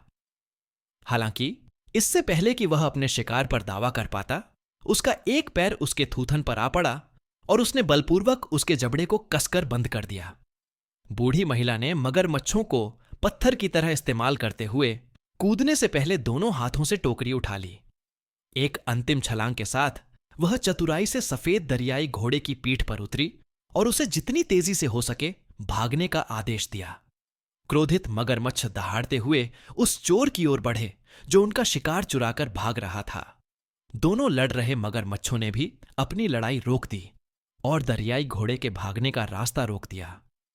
हमें इस छोटी सी बात को इतना बड़ा नहीं बनाना है, बुढ़िया ने उन 2 विशालकाय मगरमच्छों से कहा जिनकी लाल आंखें उसके छोटे से शरीर पर टिकी हुई थीं। मैं इस बच्चे को अपने साथ ले जा रही हूं, इसीलिए मेरे रास्ते से हट जाओ। 2 विशालकाय मगरमच्छों ने दहाड़ लगाई जिससे वृद्ध महिला झुंझलाहट में जीभ चटकाने लगी। ऐसा ही हो सोफी, आगे बढ़ो, बूढ़ी महिला ने आदेश दिया। सफेद दरियाई घोड़े ने आज्ञा मानी और उन 2 दानवों की ओर दौड़ पड़ा जिन्होंने उसका रास्ता रोक रखा था। जब बुढ़िया और उसका घोड़ा अपने स्थान से केवल 1 दर्जन मीटर की दूरी पर थे तो दोनों विशाल मगरमच्छ उन पर क्रोध से झपटे। अपने बाएं हाथ से टोकरी पकड़े हुए वृद्ध महिला अपने दाहिने हाथ की उंगलियों को अनियमित तरीके से हिला रही थी। शीघ्र ही 2 आकृतियां हवा से प्रकट हुईं और उन 2 विशालकाय मगरमच्छों की ओर बढ़ीं जिनके जबड़े उस्तरे जैसे तीखे दांतों से भरे थे और वे वृद्ध महिला तथा उसके घोड़े से केवल कुछ मीटर की दूरी पर थे। जब 2 विशालकाय मगरमच्छ दर्जनों मीटर दूर उड़ गए तो आसपास के क्षेत्र में एक कर्कश ध्वनि गूंज उठी। उनके विशालकाय शरीर नदी की सतह पर गिर पड़े जिससे सभी दिशाओं में लहरें उत्पन्न हो गईं। यह दृश्य देखकर दूसरे मगरमच्छों ने आगे बढ़ना बंद कर दिया और बुढ़िया को भयभीत होकर देखने लगे। जब बुढ़िया ने एक ही वार में दोनों प्रमुख मगरमच्छों को परास्त कर दिया तो उसे परेशान करने का उनका विचार पूरी तरह से गायब हो गया। बुढ़िया ने आह भरी और बेबसी से सिर हिलाया। हमें नाश्ते के लिए थोड़ी देर हो जाएगी, लेकिन इसमें कोई मदद नहीं है। फिर उसने बच्चे की ओर देखा जो अभी भी टोकरी के अंदर रो रहा था। रो मत छोटे बच्चे, अब तुम सुरक्षित हो, बूढ़ी औरत ने कहा। फिर उसने बच्चे को शांत करने के लिए अपनी उंगली से उसके गालों को हल्के से सहलाया। शायद यह एक संयोग था, या शायद यह केवल बच्चे की स्वाभाविक प्रवृत्ति थी, लेकिन जैसे ही उसके चेहरे को छुआ गया, उसके छोटे हाथ उस उंगली को पकड़ने के लिए आगे बढ़े जो उसके चेहरे को सहला रही थी। जब बच्चे ने उसकी उंगली कसकर पकड़ी और रोना बंद कर दिया तो बुढ़िया मुस्कुराई। एक नजर में ही उसे पता चल गया कि बच्चा फिर से सो गया है, इसीलिए वह बैठ गई और टोकरी को सावधानी से अपनी गोद में रखकर उसे अपनी जगह पर टिका दिया। चलो सोफी, बुढ़िया ने धीरे से कहा, चलो घर चलते हैं। छोटे लाल बाल और हरी आंखों वाला एक 16 वर्षीय लड़का दांत पीसते हुए पूरी ताकत से एक सींग वाले खरगोश के पीछे दौड़ रहा था। चाहे कुछ भी हो जाए, मुझे इस खरगोश को पकड़ना ही होगा। युवा लड़के ने मन ही मन प्रतिज्ञा की और अपनी सीमा तक प्रयास किया। कई बच्चे और साथ ही बड़े भी किनारे से उसका उत्साहवर्धन कर रहे थे और उसे प्रोत्साहित कर रहे थे। उन्होंने पिछले कुछ सालों में उसे बार बार इस चुनौती को स्वीकार करते देखा था और सभी को पूरी उम्मीद थी कि इस बार वह लड़का इसमें सफल हो जाएगा। जैसे जैसे सीने में चुभन बढ़ती गई, उस छोटे लड़के की सांसें भी अनियमित होती गईं। फिर भी उसने दर्द को नजरअंदाज किया और ऐसे भागा जैसे उसकी जिंदगी उसी पर निर्भर हो। दूर से एक बूढ़ी औरत सफेद दरियाई घोड़े पर बैठी उसे देख रही थी। हालांकि उसके चेहरे पर शांति थी, लेकिन अंदर ही अंदर वह अपने दत्तक पोते की हालत को लेकर चिंतित थी। तुम मेरे हो, लड़का दहाड़ा और खरगोश को पकड़ने के लिए हाथ बढ़ाया जो अब उसकी पहुंच में था। उसने आखिरी पल में बड़ी मेहनत से दूरी कम कर दी थी और अपनी पकड़ को कामयाब बनाने के लिए अपनी पूरी ताकत लगा दी थी। जैसे ही उसके हाथ खरगोश के फर को छूने वाले थे, उसने महसूस किया कि उसकी दुनिया कुछ क्षण के लिए घूम गई। उसके बाद सब कुछ अंधकारमय हो गया। लड़का मुंह के बल जमीन पर गिर पड़ा और उसकी सारी गतिविधियां पूरी तरह रुक गईं। कुछ सेकंड बाद बूढ़ी औरत गिरे हुए लड़के के पास आई और धीरे से उसके शरीर को पलट दिया ताकि वह पीठ के बल लेट सके। लड़के के सिर पर कई चोटें थीं और सभी से खून बह रहा था। उसका निचला होंठ भी फट गया था और खून लगातार बह रहा था। नितेश, अपने दत्तक पोते की यह हालत देखकर बुढ़िया का दिल दुख गया। मूर्ख लड़के, इतनी दूर क्यों जा रहा है? बुजुर्ग महिला ने अपने थैले से एक छोटी बोतल निकाली और उसकी आधी मात्रा लड़के के सिर और चेहरे पर छिड़क दी। यह एक उच्च गुणवत्ता वाली औषधि थी जिसे वह हमेशा आपात स्थिति के लिए अपने साथ रखती थी। कुछ ही सेकंड बाद घाव तेजी से भरने लगे। इसके बाद वृद्ध महिला ने उपचार औषधि का बचा हुआ आधा हिस्सा लड़के के हाथ, पैर और छाती पर लगी अन्य चोटों पर छिड़क दिया। यह सुनिश्चित करने के बाद कि उसने अपने पोते की सभी चोटों का इलाज कर लिया है, उसने उसे उठाया और राहत की सांस ली। उसी समय एक अधेड़ उम्र का आदमी उस बूढ़ी औरत की ओर आया और उसकी गोद में बैठे लड़के को देखने लगा। वेरा, मुझे माफ करना, लेकिन मैं नितेश को एलिसियम में नहीं जाने दे सकता, अधेड़ उम्र के आदमी ने कहा। उसे वहां भेजना उसे मौत के मुंह में भेजने के बराबर है। वह एक मेहनती और दयालु लड़का है, लेकिन वाइल्ड गार्डे हमेशा उसका घर रहेगा। वेरा ने आह भरी और सिर हिलाया। मैं समझ गई, गेराल्ड। नितेश के मुकदमे में शामिल होने के अनुरोध को स्वीकार करने के लिए शुक्रिया। वेरा ने अपने पोते को गोद में लेकर चलने से पहले गेराल्ड को थोड़ा सा झुककर प्रणाम किया। वाइल्ड गार्ड के निवासियों ने सोफी की बाहों में लाल बालों वाले लड़के को देखा और आह भरी। वह इस वर्ष फिर असफल हो गया। बेचारा नितेश, वह हर दिन प्रशिक्षण ले रहा है, लेकिन उसका कमजोर शरीर उसे सफल नहीं होने देगा। यह बहुत शर्म की बात है, लेकिन शायद यही सबसे अच्छा है। भले ही वह एलिसियम में प्रवेश न कर सके, फिर भी वह हमारे गढ़ का सदस्य है। यह सही है। तो क्या हुआ अगर उसका शरीर कमजोर है?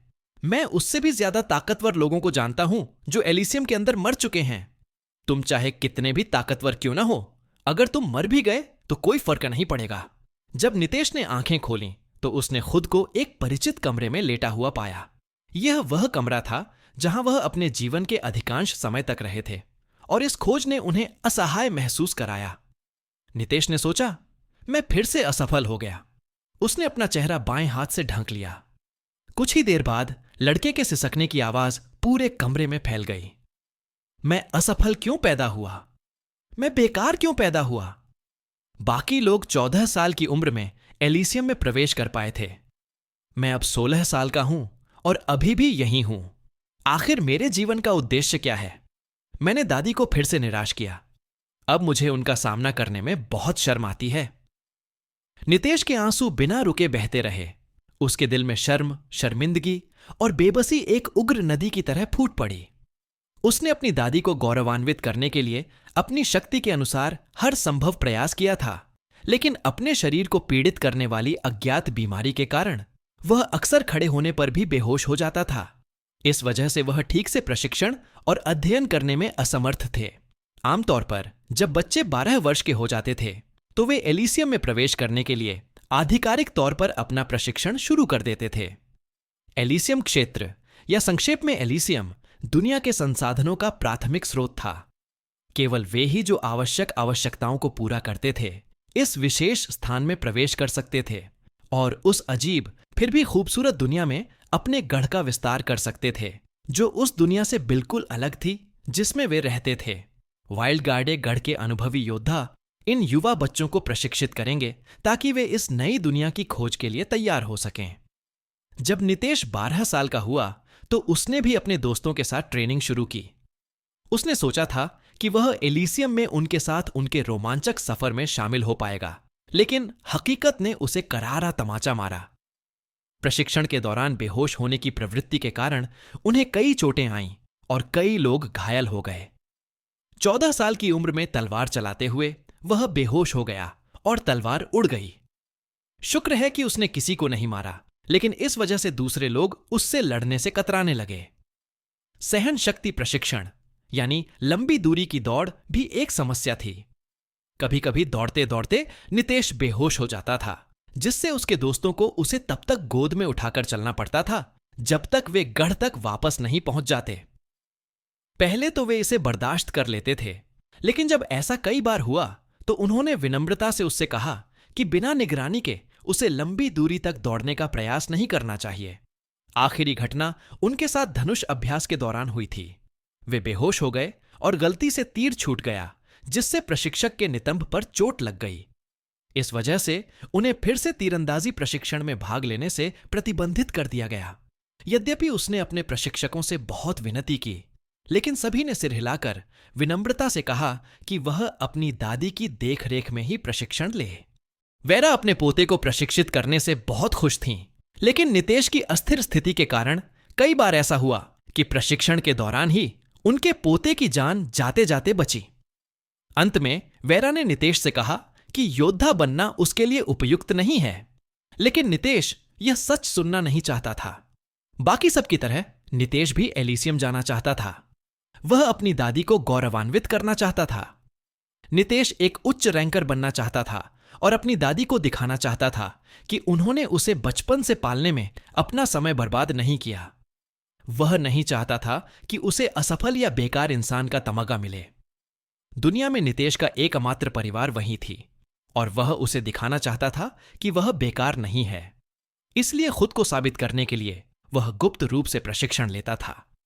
तब से उस गढ़ में यह आम बात हो गई थी कि बच्चे प्रतिदिन नितेश के अचेत शरीर को घसीटते हुए उसके घर ले जाते थे। आधे घंटे बाद नितेश आखिरकार संभला। उसने अपनी आंखों से बचे हुए आंसू पोंछे और अपने कमरे की खिड़की से बाहर देखने लगा। शायद मैं एलिसियम में जाने के लिए बना ही नहीं हूं, नितेश ने धीरे से कहा।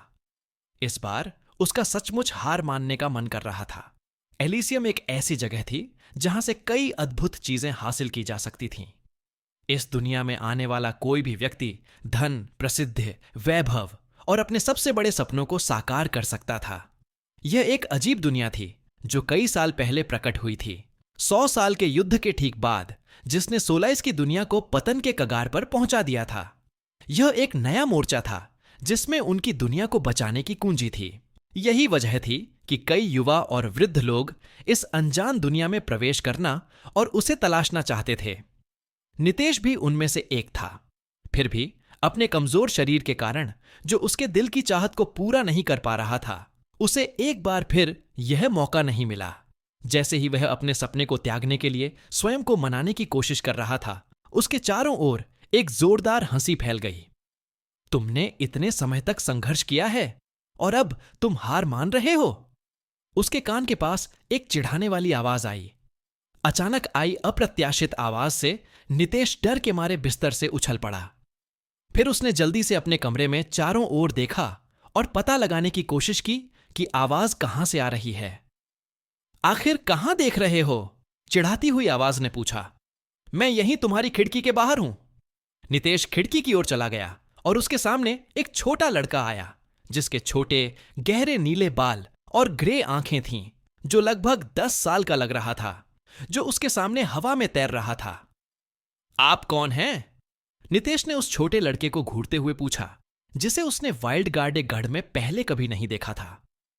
मेरा नाम एरियोल है, एरियोल ने मित्रतापूर्ण मुस्कान के साथ कहा, जिससे नितेश को ऐसा महसूस हुआ जैसे उसे कोई बहुत समय से बिछड़ा हुआ मित्र मिल गया हो।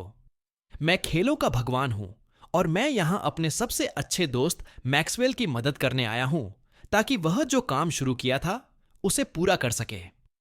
खेलों का देवता? नितेश ने उलझन में अपने सामने तैरते हुए लड़के को देखा। कौन है मैक्सवेल? क्या तुम्हें यकीन है कि तुम किसी गलत व्यक्ति से मिलने नहीं गए? क्या तुम शायद मेरी दादी को ढूंढ रहे हो? एरियोल ने नितेश की ओर देखते हुए आह भरी, जिसे स्वर्गीय क्षेत्र से जुआरियों के देवता की कोई याद नहीं थी।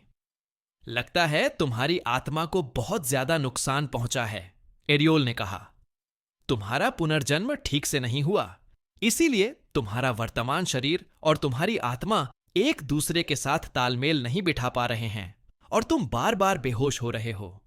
ये दोनों एक दूसरे के साथ मेल नहीं खाते। एरियोल की बातें सुनकर नितेश की भौहें तन गईं। तुम क्या बात कर रहे हो?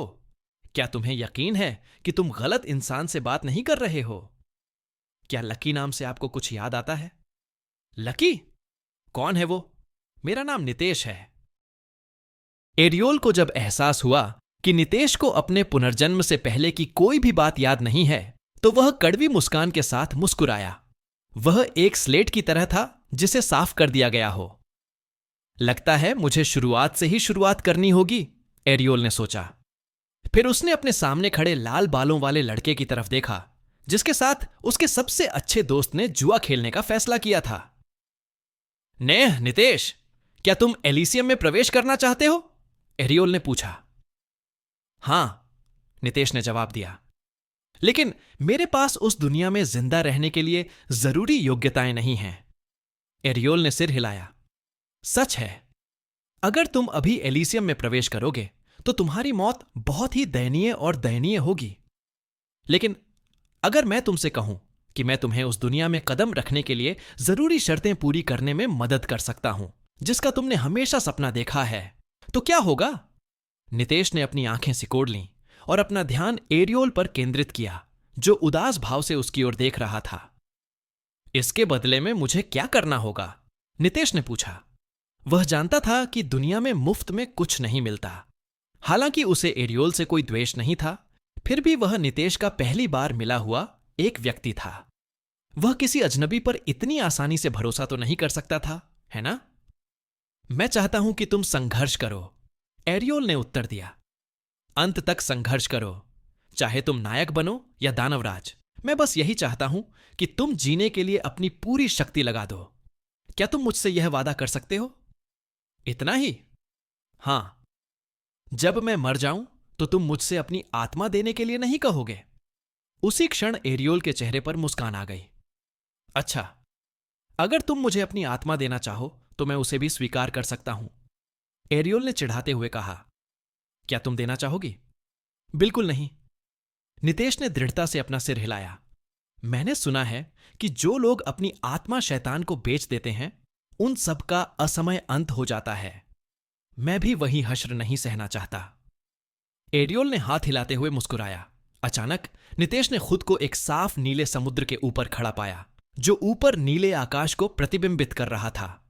इससे पहले कि नितेश कुछ कर पाता, उसने अपने पीछे एरियोल की आवाज सुनी। यह एक खास डोमेन है जो मैंने बनाया है, एरियोल ने कहा। यहां कोई भी हमारी बातचीत नहीं सुन पाएगा। हमें उन देवताओं की चिंता करने की जरूरत नहीं है जिनके पास बहुत समय है। मुझे यकीन है कि आपके पास बहुत सारे सवाल होंगे, लेकिन दुख की बात है कि मैं उन सभी का जवाब नहीं दे सकता। इस दुनिया में मेरा समय सीमित है, इसलिए अभी के लिए कृपया मेरी बात सुने, ठीक है? नितेश ने सिर हिलाया। उसे ठीक से पता नहीं था कि वह कहां है, लेकिन उसे लग रहा था कि अगर उसने एरियोल की बात नहीं मानी तो वह बहुत लंबे समय तक इस अजीब जगह में फंसा रहेगा।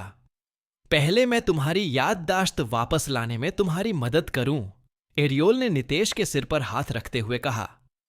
कुछ ही सेकंड बाद नितेश की दर्द भरी चीखें एरियोल द्वारा बनाई गई खूबसूरत नीली दुनिया में फैल गईं।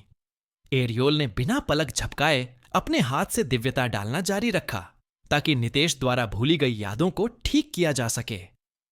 कई मिनट बाद लाल बालों वाला लड़का नीले समुद्र के ऊपर हाँफता हुआ अपने प्रतिबिंब को घूर रहा था। क्या अब तुम्हें याद है? एरियोल ने नितेश के पास बैठते हुए पूछा। हां, नितेश ने हाँफते हुए जवाब दिया। The heavens gate project, Max और हिमिया। एरियोल ने सिर हिलाया। तोप की खराबी की वजह से तुम्हारी आत्मा को अपूरणीय क्षति हुई। तोप से गोली लगने के बाद क्या तुम्हें कुछ याद है? नहीं। अच्छा, ऐसा है। एरियोल अपनी ठुड्डी रगड़ते हुए अपने अगले कदम के बारे में सोच रहा था। नितेश के संभलने पर खेलों के देवता ने गंभीर भाव से उसकी ओर देखा। ठीक है, किसी और बात से पहले मैं तुम्हें बता दूं कि इस दुनिया में तुम्हारा जन्म कैसे हुआ, एरियोल ने कहा। तुम्हारी आत्मा अपनी लंबी यात्रा पूरी करने के बाद प्राकृतिक तरीके से पुनर्जन्म लेने में सक्षम नहीं थी। इसीलिए मैक्स ने तुम्हें जो दिव्यता दी थी, उसने तुम्हारे चरित्र के अनुरूप सर्वोत्तम अगला विकल्प ढूंढने का फैसला किया। चूंकि सामान्य पुनर्जन्म असंभव था, इसलिए आपकी आत्मा एक नवजात शिशु के शरीर में विलीन हो गई। मेरा मतलब है, एक नवजात शिशु अर्ध एल्फ के शरीर में। यही वह वर्तमान पात्र है जो इस समय आपके पास है। एरियोल ने नितेश के कंधे पर थपथपाया, जिससे लाल बालों वाला लड़का अविश्वास से खेलों के देवता की ओर देखने लगा। मुझे पता है, इस पर यकीन करना मुश्किल है, लेकिन यह सच है और सच के सिवा कुछ नहीं, एरियोल ने कहा। यही वजह है कि कभी कभी आपको अपने शरीर से अलगाव का एहसास होता है। हर बार जब आप अपनी इच्छा शक्ति का इस्तेमाल करते हैं तो आपका शरीर आपको अस्वीकार कर देता है।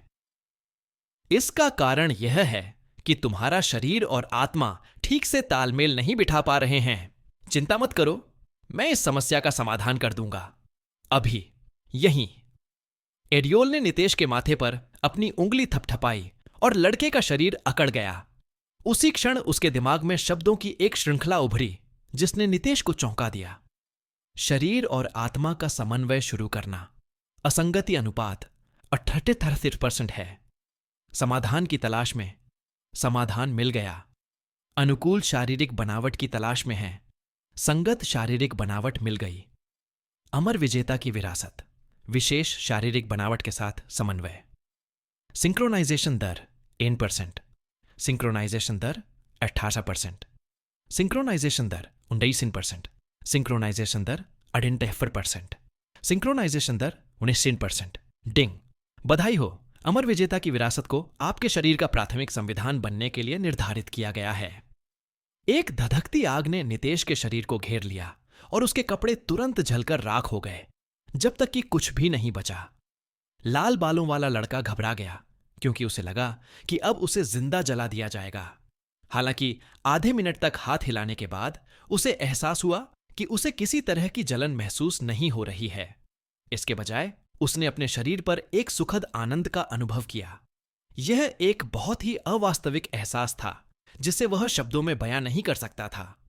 उसे बस इतना पता था कि उसके अस्तित्व का हर कोना खुशी से झूम रहा था, क्योंकि वे नए सिरे से जन्म ले रहे थे, अपनी कमजोर और दयनीय आत्मा को पीछे छोड़ रहे थे। जब आग बुझी तो नितेश का शरीर आंखें बंद किए हवा में पालथी मारे बैठा दिखाई दिया। वह अपने पुनर्जन्म के आनंद में डूबा हुआ था और अपने शरीर के अंदर हो रहे बदलावों को समझने की कोशिश कर रहा था। पहले जब भी वह कुछ करने की कोशिश करता था तो उसका शरीर भारी लगता था, मानो उस पर पत्थर का बोझ हो। काम करते समय भी थोड़ी बहुत देरी होती थी। बड़े होने पर उसे लगा कि यह एक सामान्य बात है, लेकिन अब हालात बदल गए हैं। अब उसे बोझ नहीं लगता। उसे रोकने वाली अदृश्य बेड़ियां सब गायब हो गई हैं। उसे लगा कि अगर वह फिर से मुकदमे को चुनौती दे तो उसके सफल होने की 80% संभावना है। जब नितेश ने अपनी आंखें खोलीं, तो उसके चेहरे पर खुशी साफ झलक रही थी। नितेश का पुनर्जन्म सफल हुआ, यह देखकर एरियोल संतोष से मुस्कुराया।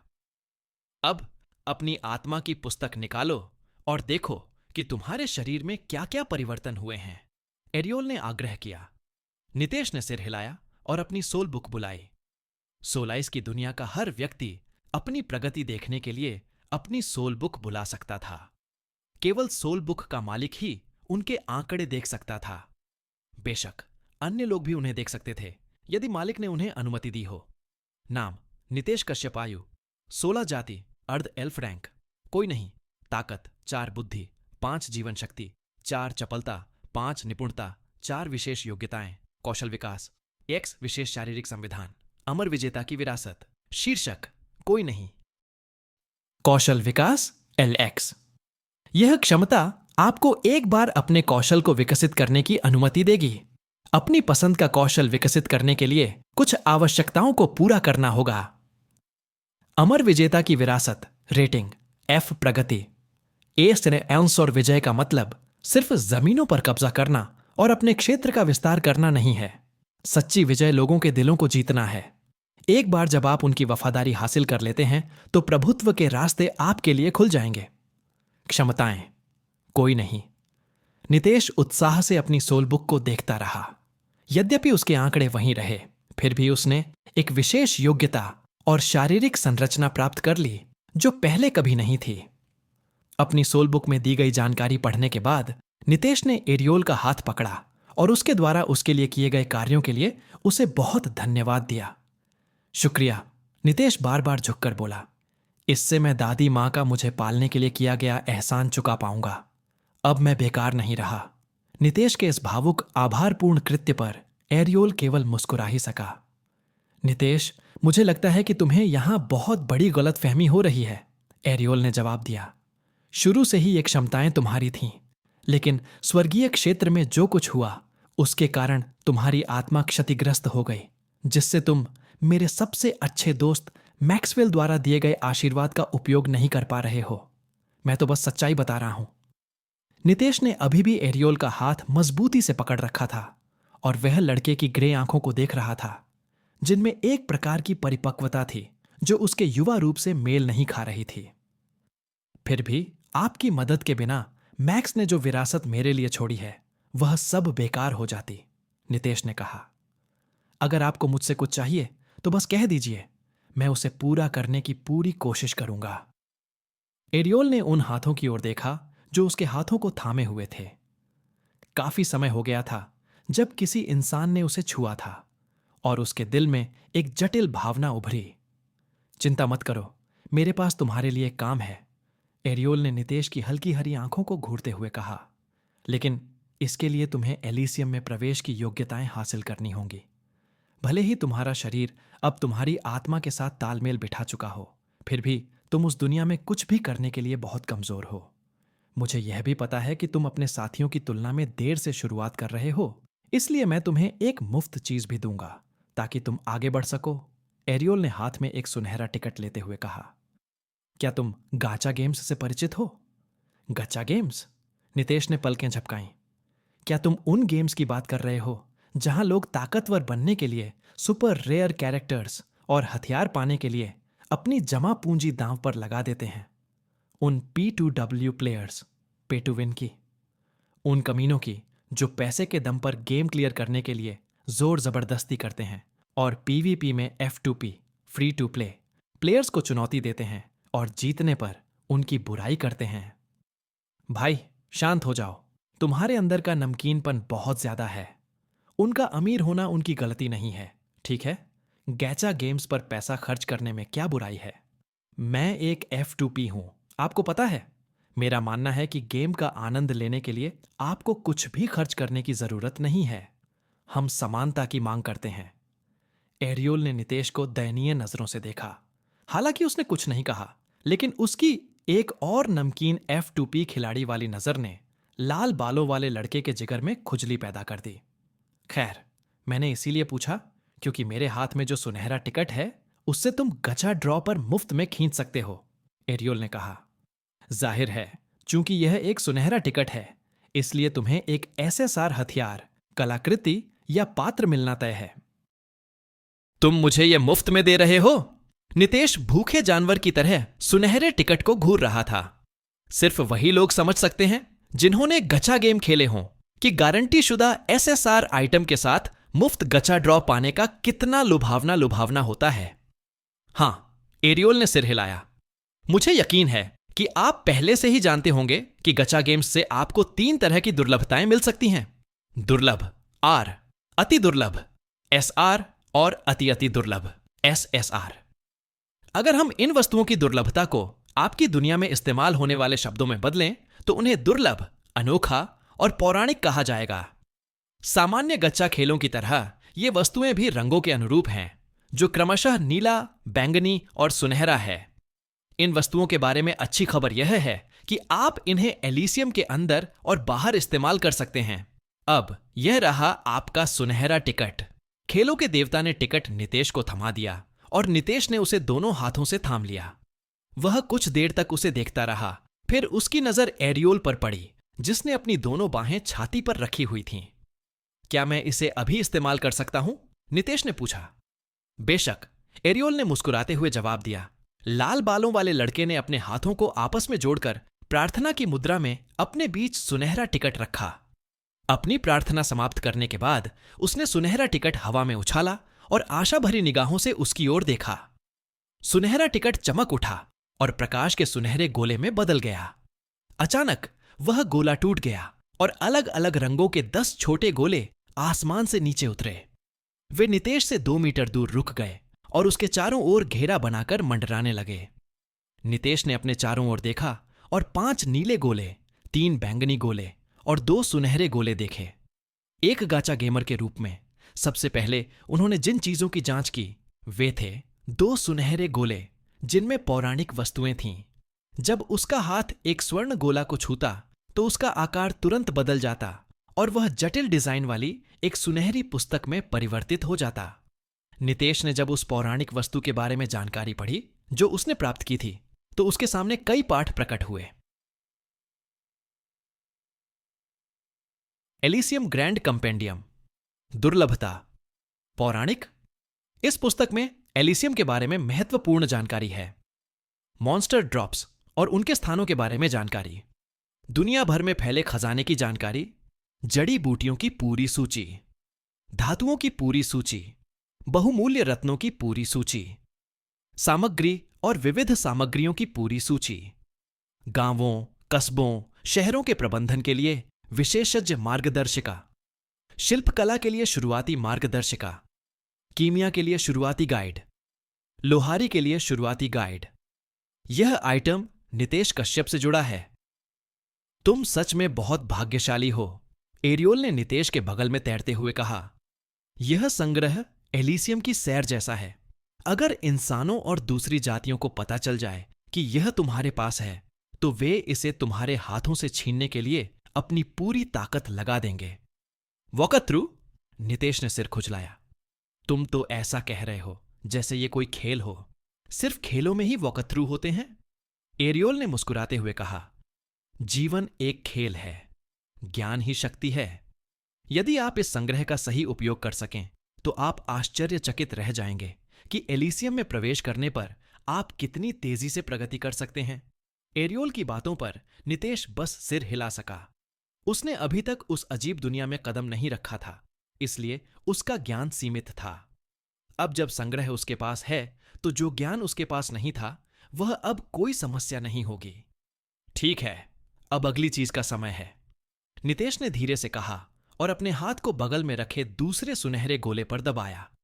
यह गोला चमकता हुआ एक काले ताबूत में परिवर्तित हो गया, जिसके ढक्कन में एक सुनहरा क्रॉस जड़ा हुआ था। नितेश का शरीर अनजाने में सिहर उठा जब उसने अपने सामने खड़े काले ताबूत को देखा।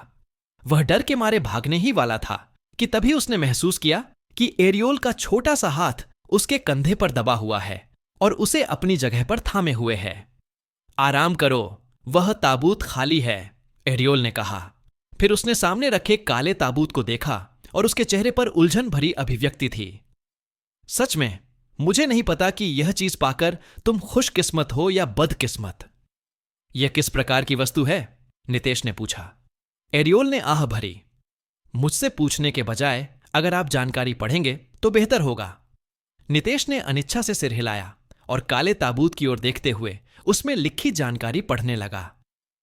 कुछ देर पहले वह बहुत डर गया था और सुनहरे टिकट से मिली चीज का मूल्यांकन करना ही भूल गया था।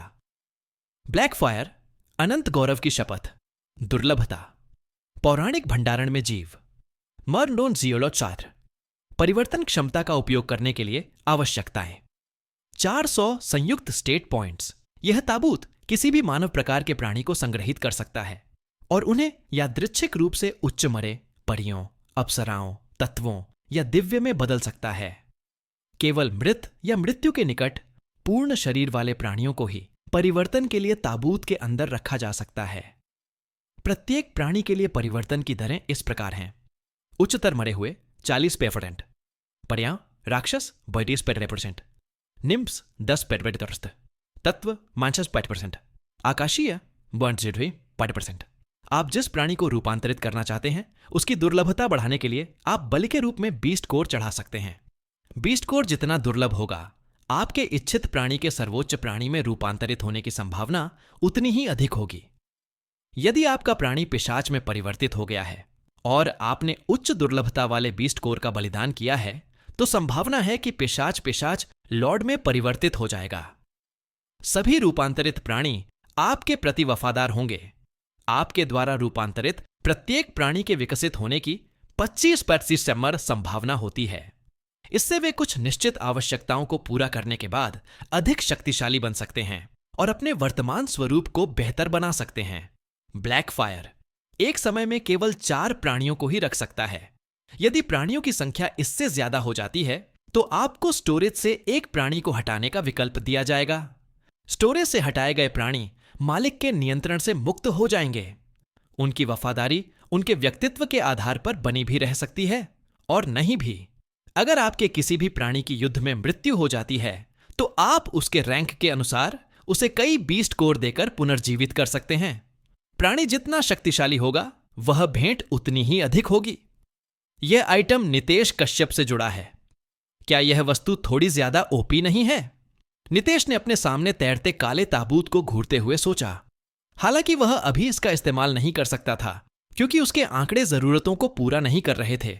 उसे पूरा भरोसा था कि एक बार जब वह इस कलाकृति का इस्तेमाल कर लेगा तो उसकी आक्रामक क्षमताएं काफी बढ़ जाएंगी।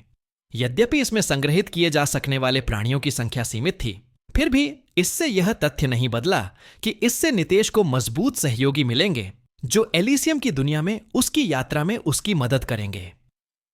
यह वाकई एक अच्छी कलाकृति है, एरियोल ने टिप्पणी की, लेकिन इसका इस्तेमाल करने से पहले आपको एक निश्चित सीमा तक पहुंचना होगा, इसलिए कड़ी मेहनत करो। नितेश ने सिर हिलाया। फिर उसने अपने चारों ओर चमकते बैंगनी रंग के प्रकाश के गोलों को देखा। एक को यादृच्छिक रूप से चुनने पर एक काली तलवार प्रकट हुई जिसके ब्लेड पर रूनिक चिन्ह जड़े हुए थे। लाल बालों वाले लड़के ने उसे परखने के लिए कुछ बार घुमाया। उसने प्रशिक्षण के दौरान पहले भी लकड़ी की तलवारें पकड़ी थीं। हालांकि वह कोई कुशल तलवारबाज नहीं था, फिर भी उसे हथियार चलाने की बुनियादी बातें पता थीं। गढ़ में सभी से एलिसियम में प्रवेश करने की अपेक्षा की जाती थी, इसलिए उन्हें कम उम्र में ही बुनियादी युद्ध प्रशिक्षण दिया जाता था। दुर्भाग्यवश बेहोशी की आदत के कारण नितेश की प्रगति सबसे धीमी थी। हैरानी की बात यह थी कि उसके हाथ में तलवार उतनी भारी नहीं थी जितनी उसने सोची थी। हालांकि वह लकड़ी की तलवार से थोड़ी भारी थी, लेकिन उसका संतुलन एकदम सही था। फिर नितेश ने बड़ी उम्मीदों के साथ अपने हाथ में तलवार की जानकारी जांची। ऑथब्रेकर, डार्क ब्लेड ऑफ एटर्निटी। दुर्लभता, अद्वितीय, एक हाथ वाली तलवार। आवश्यकता, 100 संयुक्त आंकड़े। हमला, 109 145 डार्क डैमेज। शारीरिक कौशल, 20% अधिक क्षति पहुंचाते हैं। हर हमले के साथ दोगुना नुकसान पहुंचाने की 10% संभावना। यह क्षमता कौशल के साथ भी काम करती है। बुरा नहीं है, नितेश ने एक बार फिर अपने हाथ में हथियार की सराहना करते हुए कहा। तलवार की जानकारी जांचने के बाद उसने सभी बैंगनी गोले खोले और देखा कि उनमें और किस तरह की वस्तुएं हैं। हालांकि बैंगनी वस्तुएं सुनहरे गोले जितनी अद्भुत नहीं थीं, फिर भी वे अपने आप में शक्तिशाली थीं। यात्रियों का भंडारण, रिंग, दुर्लभता, अद्वितीय आइटम स्लॉट, लाइनो 300। यह स्टोरेज रिंग आपको 300 वस्तुओं तक स्टोर करने की अनुमति देती है। आप रिंग के अंदर जीवित चीजें नहीं रख सकते। वस्तुओं का आकार और आकृति 2 मीटर से अधिक ऊंची और 1 वर्ग मीटर से अधिक चौड़ी नहीं होनी चाहिए। इस अंगूठी में सोने के सिक्कों और इलीसियम सोने के सिक्कों के लिए एक स्वतंत्र भंडारण सुविधा है। इस अंगूठी में अधिकतम 1 करोड़ सोने के सिक्के रखे जा सकते हैं। नेक्रोमेंसी की कौशल पुस्तक, दुर्लभता, अद्वितीय प्रकार, कौशल पुस्तक, उपभोज्य, आवश्यकता, डार्क मैजिक एफिनिटी आपको नेक्रोमेंसी जादू सीखने की अनुमति देता है। केवल वे लोग ही नेक्रोमेंसी की कला सीख पाएंगे जिनका डार्क मैजिक से जुड़ाव है। जादुई आकर्षण? नितेश बुदबुदाया। उसे अचानक याद आया कि उसकी जादुई आकर्षण क्षमता का परीक्षण अभी तक नहीं हुआ था, क्योंकि वह एलिसियम में प्रवेश की सभी जरूरी शर्तें पूरी नहीं कर पाया था। सोलाइस की दुनिया में जन्मे हर व्यक्ति को एलिसियम के अंदर बीस्ट कोर का सेवन करके कौशल सीखने का अवसर मिला। बस समस्या यह थी कि वे केवल वही कौशल सीख सकते थे जो उनकी रुचि के अनुरूप हों। यदि किसी व्यक्ति का फायर मैजिक से कोई संबंध न हो तो उसके लिए फायरबॉल नामक कौशल का प्रयोग करना संभव नहीं था। सौभाग्यवश जो लोग किसी भी प्रकार की आत्मीयता के साथ पैदा नहीं हुए थे, वे भी कुछ ऐसे कौशल सीखने में सक्षम थे जो गैर तत्वीय श्रेणी में आते थे। स्लैश, लॉन्ग जंप और पावर शॉट जैसे कौशल सभी गैर तत्विक कौशल थे। ये कौशल कोई भी सीख सकता था, इसलिए इन्हें अक्सर सार्वभौमिक कौशल कहा जाता था। कुछ शक्तिशाली कौशल जो बीस्ट कोर से प्राप्त किए जा सकते थे, उनके हासिल होने की संभावना बहुत कम थी। ऐसी भी अफवाहें थीं कि कौशल सीखना भी व्यक्ति के भाग्य पर निर्भर करता है। एलिसियम पर कौशल पुस्तकें भी मिल सकती थीं, लेकिन वे बहुत दुर्लभ थीं। उनमें से ज्यादातर खजाने के संदूकों में पाई जाती थीं और बहुत ऊंची कीमतों पर नीलाम की जाती थीं। ठीक है, तुमने अभी तक अपनी आत्मीयता की जांच नहीं की है, एरियोल मुस्कुराया। यह ऐसा करने का एक अच्छा मौका है। हालांकि चूंकि गैचा में तुम्हें जो चीजें मिलीं वे मेरे सुनहरे टिकट की बदौलत थीं, इसलिए इस बात की पूरी संभावना है कि तुम काला जादू कर सको। खेलों के देवता ने एक सफेद क्रिस्टल बॉल निकाली और उसे नितेश को भेंट किया। इसे छूकर देखो, एरियोल ने कहा। आमतौर पर आत्मीयताएं आपकी शारीरिक संरचना से तय होती हैं और आपने अमर विजेता की विरासती काया हासिल कर ली है, इसलिए मैं परिणाम जानने के लिए उत्सुक हूं। नितेश ने अपना हाथ सफेद क्रिस्टल बॉल पर रखा। कुछ सेकंड बाद क्रिस्टल बॉल चमक उठी और उसमें से प्रकाश की एक किरण निकली। नितेश और एरियोल के सामने अलग अलग रंगों के 5 चमकते हुए गोले प्रकट हुए और खेलों के देवता इसे देखकर मुस्कुराए। उनके दर्शन में 4 छोटे छोटे गोले से घिरा एक काला गोला दिखाई दिया। जैसा कि एक अमर विरासत से उम्मीद की जाती है, एरियोल ने टिप्पणी की। जैसा कि आप देख सकते हैं, आपका मुख्य गुण काला जादू है। इसके साथ आपको नेक्रोमेंसी कौशल पुस्तक सीखने में कोई समस्या नहीं होगी। आपकी अग्नि, वायु, पृथ्वी और जल से भी कम निकटता है।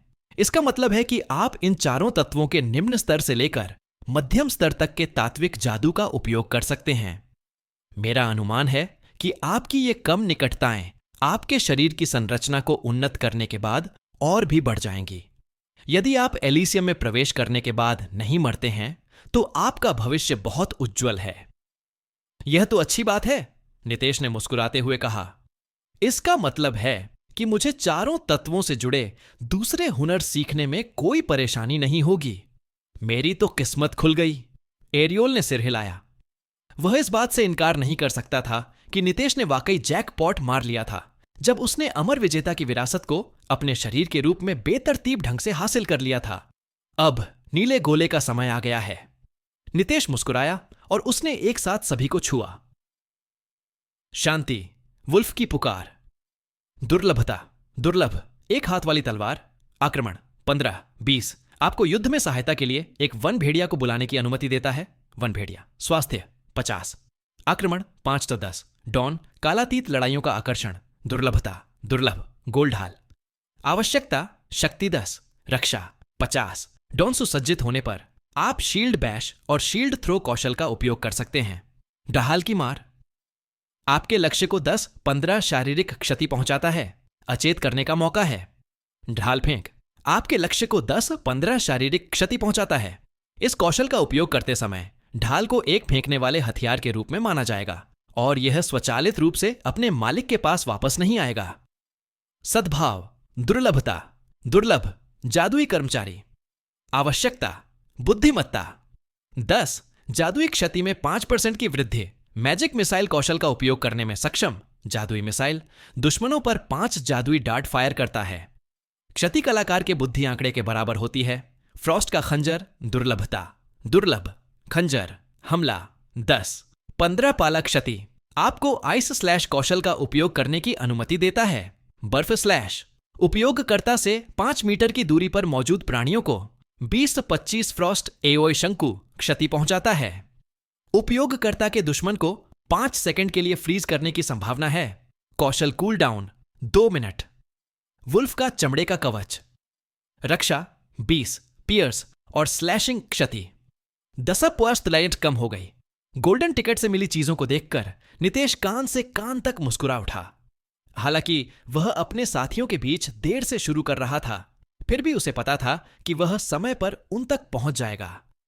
मेरा इंतजार करो एलिसियम, नितेश ने धीरे से कहा और सारी चीजें अपनी स्टोरेज रिंग में रख दी। मेरी कहानी शुरू होने वाली है। रात्रि भोजन के बाद नितेश जल्दी से अपने घर के अंदर प्रशिक्षण कक्ष में गया और दरवाजा बंद कर लिया। उनकी दादी वेरा को यह अजीब नहीं लगा, क्योंकि नितेश हर दिन, चाहे दिन का कोई भी समय हो, प्रशिक्षण लेता था। वेरा की एकमात्र शर्त यह थी कि जब रात हो तो नितेश उनके घर के अंदर ही प्रशिक्षण लेगा, ताकि उसे खेतों में उसे ढूंढने न जाना पड़े। यह सुनिश्चित करने के बाद कि दरवाजा ठीक से बंद हो गया है, नितेश ने अपने स्टोरेज रिंग से नेक्रोमेंसी स्किल बुक निकाली और उसे अपने सिर के ऊपर दबाया। जल्द ही कौशल पुस्तक प्रकाश कणों में बदल गई और नितेश के माथे की ओर उड़ी।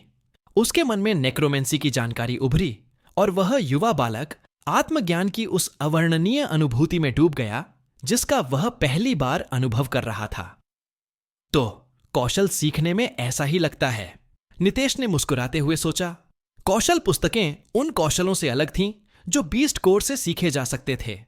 बीस्ट कोर से सीखे जा सकने वाले कौशल राक्षस के पास मौजूद कौशल थे। दूसरी ओर कौशल पुस्तकें आपको एक एकल मंत्र या मंत्रों का एक समूह सीखने में मदद कर सकती है जो विरासत के अंतर्गत आते हैं। विरासत में अक्सर जादू की एक ही शाखा के अंतर्गत कई मंत्र शामिल होते थे। उदाहरण के लिए नेक्रोमेंसी स्किल बुक किसी को भी बेसिक नेक्रोमेंसी मैजिक से लेकर एडवांस्ड नेक्रोमेंसी मैजिक तक सीखने की अनुमति देती थी। इसका मतलब यह था कि नितेश को जादू की नेक्रोमेंसी शाखा के अंतर्गत आने वाले मंत्रों को प्राप्त करने के लिए विशिष्ट राक्षसों का शिकार नहीं करना पड़ता था। यही वजह थी कि स्किल बुक्स की कीमत बहुत ज्यादा होती थी, खासकर नीलामी घरों में। जो भी भाग्यशाली होता था उसे ये किताबें मिल जाती थीं। वो जिंदगी भर के लिए बंध जाता था। नेक्रोमेंसी सीखने के बाद नितेश ने अपनी सोल बुक मंगाई और उसे उस पृष्ठ पर खोला जहां उसने जो विभिन्न कौशल सीखे थे वे मिल सकते थे। चूंकि यह उनका पहली बार कोई कौशल सीखने का अवसर था, इसलिए उन्होंने इसकी जानकारी को ठीक से पढ़ने का निर्णय लिया ताकि उन्हें इस कौशल के काम करने के तरीके के बारे में बेहतर समझ हो सके। नेक्रोमेंसी। मरे हुओं को बुलाने के लिए अपवित्र शक्ति का उपयोग करें और अपने दुश्मनों को कमजोर करने के लिए शाप का उपयोग करें। Basic summoning skill unlock.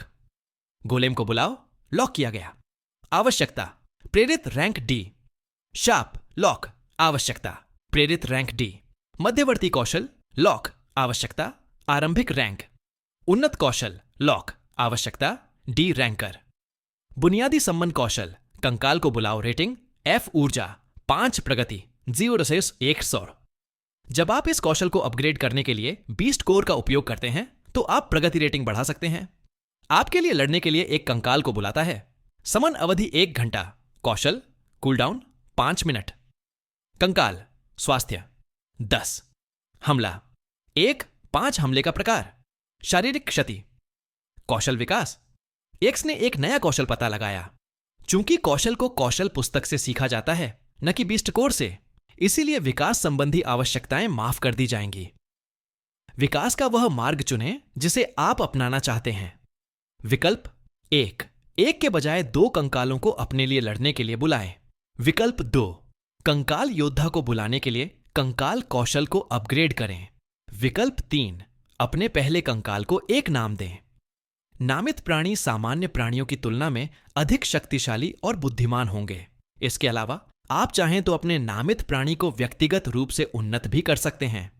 मेरे स्किल इवोल्यूशन EX की वजह से मेरे स्किल अपग्रेड हो सकते हैं। इस अप्रत्याशित खोज पर नितेश की आंखें आश्चर्य और खुशी से चौड़ी हो गईं। क्या इसका मतलब यह नहीं है कि मैं अपनी सभी स्किल्स को उनकी जरूरतें पूरी करने के बाद एक स्टेज तक अपग्रेड कर सकता हूं? कमाल है। नितेश ने तीनों विकल्पों को ध्यान से देखा। पहला और दूसरा विकल्प अच्छा था क्योंकि वह उनका मतलब समझ सकता था। हालांकि तीसरे विकल्प ने नितेश को उलझन में डाल दिया। उसे नहीं पता था कि नामित जीव क्या होते हैं और उनमें किस तरह की क्षमताएं होती हैं। फिर भी उसे लगा कि तीनों में से तीसरा विकल्प ही सबसे अच्छा विकल्प है। यदि आप कौशल से संबंधित कुछ शब्दों के बारे में अनिश्चित हैं, तो आप अधिक जानकारी के लिए हमेशा एलिसियम कंपेंडियम से परामर्श कर सकते हैं। नितेश के पीछे से एक जीवंत आवाज आई, जिसे सुनकर नितेश डर के मारे उछल पड़ा। ए एरियोल, मुझे ऐसे मत डराओ, नितेश ने हांफते हुए कहा और अपना हाथ अपनी छाती पर रखकर खुद को संभालने की कोशिश की। भाई, तुमने तो मुझे लगभग दिल का दौरा ही डाल दिया था। भाई, एरियोल ने नितेश की तरफ मजे से देखा। पहली बार किसी ने मुझे भाई कहा है। ठीक है, इस बार मैं छूट देता हूं और तुम्हें मुझे भाई कहने की इजाजत देता हूं। अब जाकर देखो कि नेम्ड क्रिएचर क्या होता है। नितेश ने सिर हिलाया और एलिसियम ग्रैंड कंपेंडियम को बुलाया। जैसे ही उसने किताब हाथ में ली, उसके पन्ने अपने आप पलटने लगे और फिर किसी खास पन्ने पर आकर रुक गए। लाल सिर वाले लड़के ने पृष्ठ को देखा और यह देखकर आश्चर्यचकित हुआ कि वह नामित प्राणियों की जानकारी वाले पृष्ठ पर रुक गया था। नामित जीव, ये वे प्राणी हैं जिन्हें उनके स्वामी द्वारा नाम दिए गए हैं। जिन प्राणियों को नाम दिए गए थे, वे समान प्रजाति और स्तर के राक्षसों से अधिक शक्तिशाली हैं। वे विशेष कौशल भी सीखते हैं जो उनके लिए विशिष्ट हैं। नामित प्राणियों में आवश्यक आवश्यकताओं को पूरा करने के बाद विकसित होने और अधिक शक्तिशाली रूपों में बदलने की क्षमता भी होती है। नामित प्राणी हमेशा अपने स्वामी के प्रति वफादार रहेगा।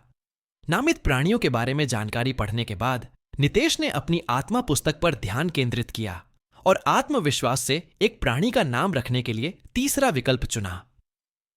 आपने अपने पहले कंकाल को एक नाम देने का चयन किया है। कृपया एक नाम चुनें। नितेश ने अपनी ठुड्डी रगड़ते हुए अपने दिमाग में नामों की एक श्रृंखला घुमाई। वह जानता था कि नाम कितने महत्वपूर्ण होते हैं और उसे सौभाग्य मिला था कि उसे दोनों जन्मों में अच्छे नाम दिए गए थे। इसीलिए उसने अपने पहले साथी को ऐसा नाम देने का फैसला किया जिसे सुनकर कोई भी कांप जाए। आदित्य, नितेश ने धीरे से कहा, अब से तुम्हारा नाम आदित्य होगा। आपने अपने पहले कंकाल के लिए आदित्य नाम चुना है। क्या यह आपका अंतिम उत्तर है? हां, नहीं। नितेश ने अपने उत्तर की पुष्टि के लिए हां पर क्लिक किया। जैसे ही उसने ऐसा किया, उसके सामने प्रकाश के कण प्रकट हुए और वहां से एक कंकाल निकला। कंकाल की लंबाई 154 सेमी 5/7 थी और इसकी हड्डियां बेहद सफेद थीं। इसके माथे पर काली लौ जैसा कुछ निशान आसानी से देखा जा सकता था। नितेश ने अपनी सोलबुक में आदित्य का निजी पेज खोला और उसकी जानकारी जांची। आदित्य, आखिरकार एक योग्य प्रतिद्वंद्वी। हमारी लड़ाई महान होगी। नामित कंकाल, रेटिंग F+, ऊर्जा 10, प्रगति 0/100, स्वास्थ्य 15, आक्रमण 3, 10 आक्रमण का प्रकार ईथरीय क्षति। शीर्षक जेठा। आदित्य आपका पहला नामित प्राणी है और उसे ज्येष्ठ की उपाधि दी गई है। इस नामित प्राणी ने विकसित होने की क्षमता प्राप्त कर ली है। जेठा चौथा, भविष्य में चाहे कुछ भी हो जाए, यह नामित प्राणी हमेशा आपके प्रति वफादार रहेगा। इस प्राणी द्वारा किए गए हमलों में गंभीर क्षति पहुंचाने की उच्च संभावना होती है। इस प्राणी द्वारा किए गए सभी हमले ईथरियल क्षति पहुंचाएंगे। ईथरियल क्षति कवच और अन्य प्रकार के रक्षात्मक उपकरणों की उपेक्षा करती है। जब आप आदित्य को अपग्रेड करने के लिए बीस्ट कोर का उपयोग करते हैं तो इसका प्रभाव 50% बढ़ जाएगा। नितेश ने प्रशंसा में अपना सिर हिलाया। उन्हें लगा कि तीसरा विकल्प चुनने और अपने पहले कंकाल को नाम देने के बाद उन्होंने सही चुनाव किया। नामकरण पूरा होने के बाद लाल सिर वाले लड़के ने अपने पास उपलब्ध अन्य बुनियादी सम्मन कौशल की जांच की। कंकाल तीरंदाज को बुलाओ। रेटिंग: डी ऊर्जा 10 प्रगति वज्र से ह्यांजर्ड। जब आप इस कौशल को अपग्रेड करने के लिए बीस्ट कोर का उपयोग करते हैं तो आप प्रगति रेटिंग बढ़ा सकते हैं। आवश्यकता: कंकाल को बुलाना। रेटिंग सी: आपके लिए लड़ने के लिए एक कंकाल तीरंदाज को बुलाता है। समन अवधि 1 घंटा। कौशल: कूल डाउन 5 मिनट। मायन परमानेंटी। कंकाल तीरंदाज। स्वास्थ्य 20, आक्रमण 3, 10 हमले का प्रकार, शारीरिक क्षति। कंकाल जादूगर को बुलाओ। रेटिंग सी।